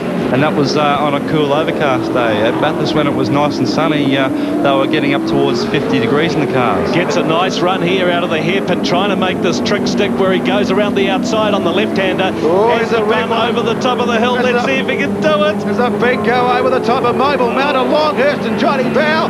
He's done it. Excellent stuff. That's a very, very brave move from Tony. He actually did a fantastic job there, and Johnny Bow didn't relent it for a second, did he? He hung out there for as long as he could. No, I didn't see John waving him through it all, that's for sure. He's actually got his car handling superb. If you have a look, he has a little bit of a lock up there, a little bit of a moment coming onto the back straight, but his car's handling similar to Greg's. It's lifting wheels, it's got plenty of grip, whereas John's just trying to keep the car on the island at the moment. And of course, Tony Longhurst has won the Wellington Street race before. So has this man, two-time champion, going for number 3, on board with number 05, Peter Brock. Not turning out to be Brocky's day at the moment. He's back in 8th place, tracking down that Russell Ingall at the moment, and Paul Radisich behind him. Brocky always looks fantastically cool behind the wheel, doesn't he? I suppose if I don't look that cool after the many years of racing that he's done, I'll probably give it up. And the driving position here, they've moved their seat back a bit further. Yes, they've moved everything back. They've moved the pedals back, which the pedals are more like a VW, actually. They come up through the floor apart from down under the dash. And that's to get all the weight transferred back more towards the rear of the car, which balances it out a lot better. And they're quite low too. They are. They're basically trying to get the centre of gravity as low as they can, because the less body roll you can get into these cars, the more grip you'll have overall. And Greg Murphy was saying about this, you can't even see the front of the bonnet. No, you can't. That's dead right. That'd be a bit of a worry going down the dipper, wouldn't it? Yeah, disappear there for a minute. You see a bit of blue sky, then you're back down to the track, so it's not too bad. But it's hard because when you're behind a car, you've actually got to guess to where the front of the car is before you hit him. And if you hit him, obviously you know where the front of the car is, don't you? But you never admit it, do you? No, that's right. You always say that it's some sort of a mistake. So Brocky trying hard to find a way. Look at this traffic jam here. Glenn Seaton tracking tracking Larry Perkins. These guys fighting for 5th, 6th, 7th places, and Brocky's at the tail end of that little group at the moment. Geez, it's quite a good tussle, this one, actually, with only 3 laps to go. 2 laps to go now after they cross the finish line. So it's still Greg Murphy in front, Tony Longhurst 2nd, John Bow 3rd, Dick Johnson 4th, Larry Perkins is 5th, Glenn Seaton 6th, then Russell Ingall, Peter Brock, Radisich, Jones of course out. You know, with the way the tyres are that have been knocked away at the chicane down there, I'm not surprised that Tony Longhurst hit him, because of the left front of his car is fairly well dinged in. So right, yeah, that could be right too. That may be where he sustained the damage. So 2nd place Longhurst, still John Bow holding down the your dad next place. Hey, he's catching the young fella, isn't he? He is, I think, indeed. Well, let's see what Tony Longhurst can do up on 3 wheels. A little bit of a bounce as they hit the bumps over the top of Mobile Mountain. That's John Bow in 3rd. Can Tony Longhurst close the gap on Greg Murphy? There's the difference. And there's 3rd place, followed by Dick Johnson. So Tony Longhurst trying to make a late move on the last lap. Greg Murphy down the back straight for the last time, going for 3 in a row in the hat-trick. He'll be just cruising now, Greg. He's got plenty of lead. Once you see the cars that far back, you know you can break that extra 10 or 15 metres earlier and just make it to the finish, because there's no points in trying to go for a lap time on the last lap. He knows he's got the right package, the package that has taken Craig Lowndes to victory in the Australian Touring Car Championships this year, the double at Sandown and Bathurst. A great drive by Greg to get behind the wheel after the disappointment of last year, not even getting behind the wheel when the cars broke down. You know, you do have to have the package, but you've still got to drive it too, and he's done a fantastic job today. So here he comes for the last time over the top of Mobile Mountain. Up goes the fist, down goes the checkered flag. Murphy gets the triple. Great stuff, Greg. Fantastic. Just what the punters wanted to see. And boy, is this ever going to drag him in for Wellington next week. The fight right down to the line. That's Larry Perkins leading in, Glenn Seaton. Nice stuff. Yes, I think I might have to go over and chat to Greg later with a couple of wins we've had today. We might have to go out and celebrate tonight, I think. So the young guns of the Australian touring car scene and the Trans Am scene here in New Zealand. Stephen Johnson, of course, joining us on the 3 Sport commentary team for this weekend. And Greg Murphy, he'll be going off. He'll be so pleased with that. So will his father, Kevin Murphy, of course, getting right behind young Greg. He was stoked at the performance in Bathurst, and now this will prove to the entire motor racing public of New Zealand that he is a top steerer and a good peddler. And Bathurst was no fluke. That's dead right. You see here, he's going to do a big burnout, I'm sure of it. Yeah. You were reading his mind, weren't you? I was indeed. That's what I'd be doing if I won too. So he's won the first round, the Mobile Auckland Sprints. Remember, they'll have the overall title for the Mobile Wellington Street Race, but 3 in a row for Greg Murphy. And I suppose with that chance to go and join this team full-time next year and take over from Craig Lowndes, of course, who's trying for the single-seater job in the UK, that really is the perfect result for Greg, isn't it? Oh, definitely. He definitely had more to lose than to gain, I feel. He really had the drive of the HRT crew to lose next year if he didn't perform here. So he really had to perform, and he's just responded to that beautifully. He's done a fantastic job, and good luck to the guy. So let's just confirm the results. So it's 3 in a row for Greg Murphy. Number 1 3 times today. A sensational Sunday for him. Second, Tony Longhurst. Good to see him getting up for second place in the Ford Falcon. And John Bauer rounding out the top 3 once again in the Ford Falcon 2. And there's Dick Johnson in 4th. Larry Perkins 5th. Glenn Seaton 6th. Russell Ingall 7th. Peter Brock has had one of the better days here at Pukekohe, coming home in 8th place.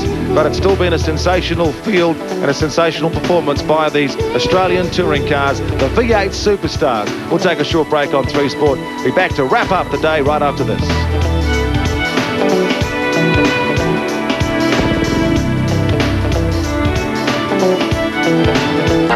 Pukekohe, south of Auckland.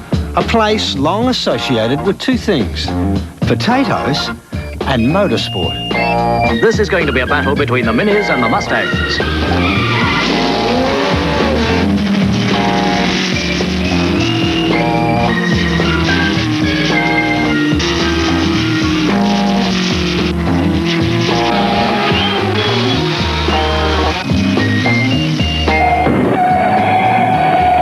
Only 17 out of the 40 starters finished this grueling event.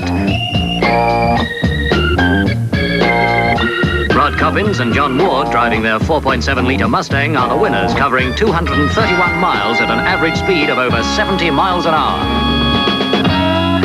Mobile, proud of our past, committed to the future. Free Sport, and it's been a sensational Sunday for Greg Murphy. This is the man of the moment. Murph on his home turf, 3 in a row in the number 1 HRT Holden Commodore. He wraps up the V8 supercars today, and he's a very happy man. Let's go down to Murray Taylor to get his reaction.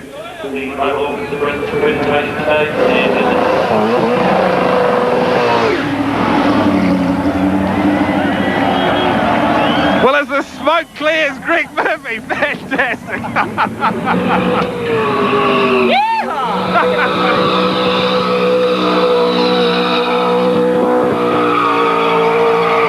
This was better. Well, Murph, you're really hooting. It was great. I think Johnny outstaged me. Well done, mate. Thanks, mate. Well, congratulations from the team here. Everyone very excited. Murph, you can't do much better than that. Oh. We'll just let the smoke clear a bit. You want to stand down I'll here? get out. No, you got to go to the podium, mate. Yeah, Carl. Okay, Murph, fantastic. Carl's just been fantastic all weekend. These guys have done a fantastic job. They've given me the best support I can possibly have, so it's just fantastic. And you can't do much more than that to secure the drive. Well, big wave for the crowd here on Mobile Mountain, and the crowd love it. Thank you. Well, a very popular win here at Pukekohe. The crowd just love it. As I was just saying, you can't do much more than that to secure the drive, can you? No, I suppose you can't, really. That was great. I've had a great day. Everyone over here has just made it so much better. Okay, Murph, congratulations. Thanks, Murray. What an awesome day here at Pukekohe that the Mobile Auckland Sprints have turned on. I think the first order right now is to introduce you to Malcolm Priday, the resales director, Mobile Oil New Zealand, and I think we should first extend him a very big hand from the motorsport public of New Zealand for a fantastic day's motor racing. Malcolm, come on, let's hear it for Mobile. What a great day. Without them, it was nothing.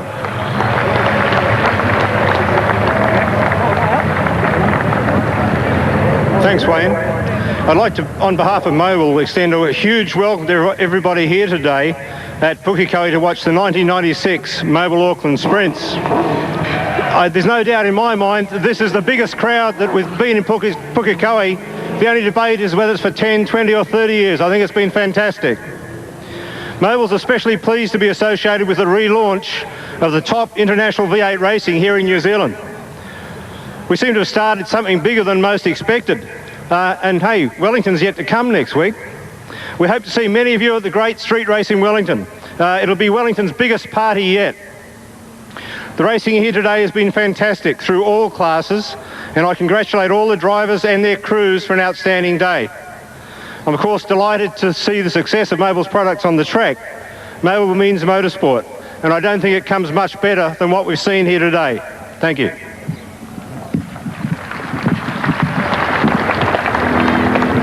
Also joining us up here on stage, I think you should extend a big hand to two of the other people responsible for making this a great motor race week in Auckland. Over to my right, Murray Chandler, the president of Motorsport New Zealand, of course the organising body, and with me here, Miles Wilson from Harris Sky City, which of course was the race headquarters in Auckland. A big thank you to these people as well. Thanks for being with us and making this such an awesome day. And of course we come down to the people who were out there on the racetrack who made this an absolutely sensational sprint series. First of all, let's call up to receive the awards of the day for the Mobile Auckland Sprints. In the third place, Dick Johnson. Dick Johnson from the Shell FAI team. Dick Johnson takes out the third spot on the points for today. Fantastic going, Dick. Just join us over here and receives the trophies. Where are they, boys? Sorry. So the award to Dick, the champagnes that's going to be cracked very shortly, and the Mobile trophy. In the second place, in the Shell FAI Falcon Racing team, Johnny Bow from Tasmania says that he feels like a Kiwi because Tasmanians are put upon by the rest of the Aussies as well. Receives his award from Miles Wilson for second place in the Mobile Auckland Sprints today. Fantastic job. And last but certainly not least for this huge crowd that's turned out today, let's call up here the winner, the Kiwi kid, the boy who won on his home turf, Greg Murphy.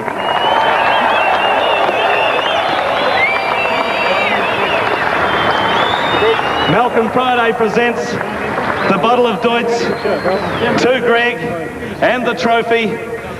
Murph, what an amazing day. What a way to debut in your sprint format, that is, with the Mobile Holden race team. I think it has a lot to do with everybody that turned up today. Thank you very much. You guys are great. And I haven't seen a crowd like this for a long time. Thank you very much. But also it goes to the team. These guys have just worked so hard to make this happen, and they've been right behind me. Since the decision was made for me to drive the car down here, which I've got a lot of people to thank. It's just been fantastic. It can't do any better, I suppose. Well, these guys you're up here on the stage with, and the guys you're out on the track with, I mean, they were just people you would have looked up to in the past, just names from those books and the magazines. How does it feel to come here and be able to beat these guys? Well, I mean, it feels great. But, you know, these guys standing next to me are fantastic drivers. They've been a lot of experience. They've been around a long time, and I've got the utmost respect for them. They're fantastic drivers. But on the day we had a great car, and I'd like to thank Mobil. The Holden Racing team did a great job. Everybody else involved, Bridgestone Tyres, thank you very much. HSV Vehicles, all the Commodore owners here today, thank you for supporting us. Just wonderful. Thank you, TV3.